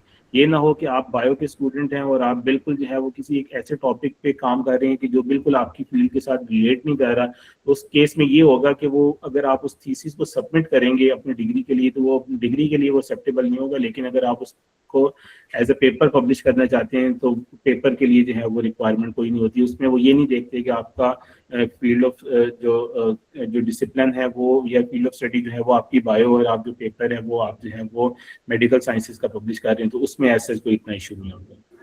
Okay, that's great. Thank you so much. Iman Chaudhary ने hand raise किया है. Yes, Iman, you can turn on your mic and ask your question. Assalamu Iman alaikum. Chaudhary. My name is Iman Chaudhary from IIUI. Sir मेरा एक question था कि आपने कहा कि राइटर बहुत इम्पोर्टेंट रोल प्ले करता है हमारी रिसर्च में, तो अब हमारी यूनिवर्सिटीज में ऐसा होता है कि वो राइटअप के लिए कुछ मतलब नहीं सिखाते हमें कि हमने कैसे लिखना है। वो ये बताते हैं कि हमने जी। रिसर्च कैसे करनी है, पर लिखना नहीं सिखाते। तो आप हमें कोई ऐसा सोर्स सजेस्ट कर सकते हैं जिससे हम हेल्प ले सकें राइटअप में, या कुछ गाइडलाइंस कि कैसे लिखना है अपनी रिसर्च को? ये इसमें कुछ चीजें जो है वो हम इंशाल्लाह जो प्रपोजल राइटिंग है उसमें भी हम डिस्कस करेंगे। लेकिन जो मेन आपको जो मैं चीज बता दूं, इसका जो रूल है वो ये है कि आप जितना ज्यादा पढ़ेंगे आप उतना अच्छा लिख सकते हैं। ठीक है, लेट्स सपोज जो है वो ये होता है कि अगर आपने एक लाइन लिखनी है ना, सही है, एक साइंटिफिक अगर आपने लाइन लिखनी है तो क्या बता आपको उसके लिए जो है वो 20 या 30 रिसर्च पेपर पढ़ने पड़े, फिर आप जाके जो है वो एक लाइन लिखने के काबिल हो। ठीक है, और इवन जो कह लें कि जो रिसर्चर्स होते हैं, जो एक्सपीरियंस रिसर्चर होते हैं, अगर वो दिन में कहते हैं कि अगर हम 4 से 5 लाइंस भी लिख लेते हैं तो हम अपने लिए बड़ी अचीवमेंट समझते हैं कि आज हमने 4 से 5 लाइंस जो हैं वो लिख ली। तो एक तो ये है कि जो राइटअप है वो राइटअप के लिए आपके पास नॉलेज होना चाहिए, आपके पास इंफॉर्मेशन होनी चाहिए कि आप लिखना क्या चाहते हैं। और दूसरा जो है वो जो राइटअप होता है ये बेसिकली जो है वो एक बहुत सब्र आजमा काम है। स्टूडेंट यहाँ पे आगे गलती करते हैं, वो ये समझते हैं कि हम एक ही दिन में अपना पूरा प्रपोजल बना लेंगे। हालांकि एक दिन में मैंने आपको बताया कि अगर आप एक दिन में 3 से 4 लाइंस भी आप लिख लेते हैं तो ये भी आपकी जो है वो बहुत बड़ी अचीवमेंट है। इसलिए अगर आप अपना राइटअप अच्छा करना चाहते हैं तो सबसे पहले आप रिसर्च पेपर्स पढ़ें या जो भी आपके पास सोर्स ऑफ इंफॉर्मेशन है आप वो पढ़ें।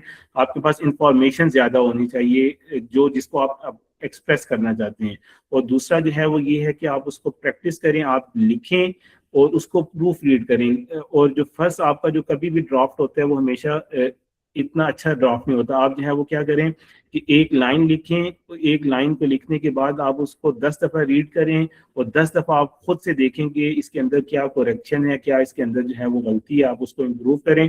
पहली दफा आप एक लाइन लिखती हैं तो आपको क्या पता 20 दफा रीड करने के बाद आपको 20 दफा एडिट करनी पड़े, लेकिन दूसरी दफा आप लिखेंगी तो क्या पता वो 10 दफा रीड करने के बाद आपको 2-4 दफा एडिट करने के बाद वो आपका जो सेंटेंस है वो क्लियर हो जाएगा। तो मेन और आखिरी बात ये कि आपके पास पेशेंस होना चाहिए, कि आपके अंदर बहुत ज्यादा पेशेंस हो। आप ये ना समझें कि मैंने एक ही दिन में सारा प्रपोजल लिखना है। अगर आपने 2 या 3 लाइन एक दिन में लिख ली है तो इट मीन्स कि आपने बहुत बड़ी जो है वो अचीवमेंट की है। ठीक है, तो यहाँ पे जो है वो स्टूडेंट थोड़ा सा वो मतलब जल्दबाजी कर जाते हैं। वो ये समझते हैं कि जो राइटर है ये आसान काम है या एक ही दिन का काम है। हालांकि ये एक दिन का काम नहीं, इसके लिए आपको पहले सोचना पड़ता है। तो सबसे मेजर इसकी ये जो कहने की प्रैक्टिकल जो टिप है वो ये है कि आप पहले अपना माइंड बनाएं, आप अपने माइंड को प्रिपेयर करें कि आप लिखना क्या चाहते हैं। ठीक है, तो माइंड को प्रिपेयर करने के लिए आप पहले अपने माइंड में आप इंफॉर्मेशन जो है वो ट्रांसफर करें। जब वो आप माइंड के अंदर अपनी इंफॉर्मेशन ट्रांसफर करेंगे, फिर माइंड उसको एनालाइज करेगा, तो फिर वो आपको बताएगा कि ये जो सारी इंफॉर्मेशन है इसमें से 2 या 4 लाइंस कौन सी ऐसी निकलती हैं कि जिसको जो है वो आप लिखना चाहते हैं। ठीक हो गया? Okay, that's great. Okay, sir. Thank you so much. Okay, so sir और क्वेश्चंस हैं चैट बॉक्स में। एक लिखा हुआ है कि रिसर्च प्रेजेंटेबल होनी चाहिए, तो आई गेस यस, इसका आंसर आपका यस में ही होगा। और नेक्स्ट क्वेश्चन है बीएस के लेवल पर एक रिसर्च कितने पेजेस की होनी चाहिए? अच्छा, तो ये पेजेस का ये हम कल कुछ प्रपोजल और थीसिस में चीजें डिस्कस करेंगे। बेसिकली पेजेस की लिमिट होती है, वो डिपेंड करता है कि आपने वो जो थीसिस है, आपने जो पेपर है वो आपने कहाँ सबमिट करवाना है। इसमें कोई हार्ड एंड फास्ट रूल नहीं है, ये हर एक यूनिवर्सिटी की और हर एक जर्नल की अलग अलग रिक्वायरमेंट होती है।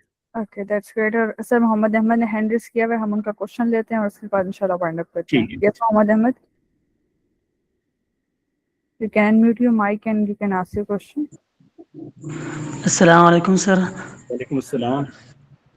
हाँ, मेरा नाम है मोहम्मद अहमद। अभी मेरा बीएस जो है 8th सेमेस्टर वो कंप्लीट हुआ है। मेरा एक रिसर्च था comparative assessment of microplastic in agriculture soil. इसका मेरे एक रिसर्च था वो मैंने कर लिया है। लेकिन अभी मुझे मसला ये आ रहा है कि मैंने अपनी ये फुल जो रिसर्च था इसमें मैंने वो ग्रीन एनालिसिस करना था। ग्रीन वैल्यूएशन आपका नाम मेरे ख्याल में सुना होगा। वो अपने फुल रिसर्च का करते हैं कि हमारा रिसर्च जो है वो कितना ग्रीन है, मतलब एनवायरमेंटली फ्रेंडली है, कितना नहीं है। असल में एनवायरमेंटल साइंस डिपार्टमेंट का स्टूडेंट हूँ, तो इस वजह से वो ठीक है, मैंने किया है, ये नया टेक्निक है। तो सर सही। इसमें अब मुझे मसला ये आ रहा है कि पहले दफ़ा मैंने किया तो उसका जो था वैल्यू स्कोर आ रहा था तो 0.71, तो इसका मतलब था कि मेरा फुल रिसर्च जो है वो हाईली इको फ्रेंडली है। लेकिन अब जो ठीक। दोबारा मैंने इसका जो तरीका था दोबारा अप्लाई किया तो मुझे इसका रिजल्ट जो है वो 0.33 आ रहा है, लेकिन वो तो इंतहाई कम है। तो अब मैं ठीक है। कंफ्यूज कि अभी क्या करूँ इसका, सर आप क्या आप मुझे इसका। इसका यही है कि जो अभी हमने बात की थी ना कि आपने जो भी रिसर्च आप कर रहे हैं वो रिलायबल भी होनी चाहिए। आपने फर्स्ट टाइम जो एनालिसिस यूज की है, तो अगर आपने सेकंड टाइम सेम वही एनालिसिस यूज किया है तो अगर रिजल्ट डिफरेंट आ रहे हैं, इट मींस कि आपकी जो वेरिएबल्स हैं उनमें वेरिएशन बहुत ज्यादा है। या जो है वो सेकंड टाइम जब आपने वो टेक्निक अप्लाई की है तो आपने कोई उसके अंदर कोई मिस्टेक की है, या आपके अंदर कोई डाटा जो है वो मिस हो गया है, तो आप उसको देख लें तो मेरा ख्याल है वो चीज़ इंप्रूव हो जाएगी। और कभी कभार जो है वो आपने स्टैट्स में पढ़ा होगा कि हमारा जो डाटा होता है उसके अंदर आउटलायर्स भी होते हैं। तो आप ये देखें कि आपके डाटा के अंदर आउटलायर्स तो नहीं है, या आपका डाटा जो है वो नॉर्मली डिस्ट्रीब्यूटेड डाटा आपका होना चाहिए। तो आप उसको देख लेंगे, अगर तो आपकी डाटा की डिस्ट्रीब्यूशन नॉर्मल नहीं है या उसके अंदर अगर आउटलायर्स हैं तो मे बी उस वजह से भी इशू आ रहा है। और अगर आपका ये नहीं हो सकता कि आपने एक एनालिसिस सेम डाटा से एक दफा किया और सेम डाटा से सेम एनालिसिस दोबारा किया तो उसके डिफरेंट रिजल्ट नहीं आ सकते। इसका ये मतलब है कि आपने कहीं ना कहीं जो है वो उसको गड़बड़ की है, या तो आपने कहीं उसका एनालिसिस ठीक नहीं किया, या कुछ ना कुछ आपसे जो है वो गड़बड़ हुई है, या आपने एआई बेस्ड एनालिसिस तो नहीं किया उसका। सर क्लास से कुछ हेल्प लिया था सर, लेकिन इसका जो एनालिसिस है उसको ग्रीन कैलकुलेटर कहते हैं, मैंने उनसे किया था। लेकिन दोबारा जब मैं अप्लाई करा था, इसे मतलब ट्राई करा था, तो इसमें गड़बड़ रहा था, मतलब काम नहीं कर रहा था और ग्रीन ये वो पता कैलकुलेटर। है बिल्कुल, वो पता है कि जो इस तरह के जो ऑनलाइन टूल्स होते हैं ना, ये एक्यूरेट नहीं होते। आप कोशिश करें कि जो ग्रीन एनालिसिस के लिए जो ऑथेंटिक सॉफ्टवेयर है ना, जैसे हम स्टैटिस्टिकल एनालिसिस के लिए एसपीएसएस यूज करते हैं, या जो है वो आपके पास एमस्टैट है, बाकी सॉफ्टवेयर है, तो ये आप ऐसा सॉफ्टवेयर यूज करें जो ऑथेंटिक हो। क्योंकि ऑनलाइन टूल जो है वो कभी कभार आपको वो रिजल्ट नहीं दे रहे होते। इट मीन्स कि वो आपका जो टूल है वो आपका टूल रिलायबल टूल नहीं है। वो एक दफा कुछ और रिजल्ट देता है, एक दफा कुछ और रिजल्ट देता है। तो आप उसके लिए कोई वैलिड टूल अप्लाई करें। आप रिसर्च पेपर्स में देखें लोगों ने कौन सा सॉफ्टवेयर यूज किया और उस सॉफ्टवेयर को अप्लाई करें, उस पर आपके हमेशा एक ही रिजल्ट आएंगे, या तो नेगेटिव आएंगे या पॉजिटिव। इस तरह नहीं हो सकता कि एक दफा आपके रिजल्ट पॉजिटिव आ जाए और एक दफा नेगेटिव आ जाए। Thank you sir. और सर दूसरा मेरा क्वेश्चन ये है कि अपनी थीसिस राइटिंग के लिए हम चैट जीपीटी या जेमिनी या क्लाउड से हम राइटिंग में कुछ हेल्प ले सकते हैं सर। अच्छा, इसमें बेसिकली ये होता है कि आप हेल्प तो ले सकते हैं, लेकिन अब जितने भी सॉफ्टवेयर हैं, खासतौर पर टर्निटिंग जिससे जो है वो एआई डिटेक्शन करते हैं, वो फिर आपकी इसमें एआई डिटेक्शन आ जाता है। तो कुछ यूनिवर्सिटीज हैं, वो अभी इस्लामिक यूनिवर्सिटी का अभी इस टाइम मुझे एग्जैक्ट नहीं पता कि कितने परसेंट वो अलाउ करते हैं। कुछ यूनिवर्सिटीज तो अलाउ करती हैं, लेकिन वो मोस्टली 10 to 20% होता है। लेकिन 10 to 20% से ज्यादा आपका एआई कंटेंट होगा तो वो एआई कंटेंट जो है वो फिर मतलब वो वैलिड नहीं होता। ये आप कल दोबारा क्वेश्चन पूछिएगा ना थीसिस वाले में, तो फिर इसको हम डिटेल से इंशाल्लाह डिस्कस करेंगे। ठीक है, ये आप कल दोबारा मुझे क्वेश्चन याद करवाइएगा। ठीक हो गया?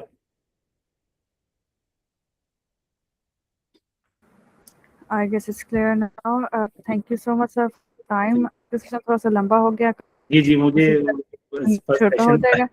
तो कल इंशाल्लाह कल कोशिश करेंगे इसको 40-50 मिनट्स में इट्स टोटली फाइन सर, मैं कांटेक्ट करती हूँ। Thank you so much for everyone जो अभी तक यहाँ पर रहे हैं।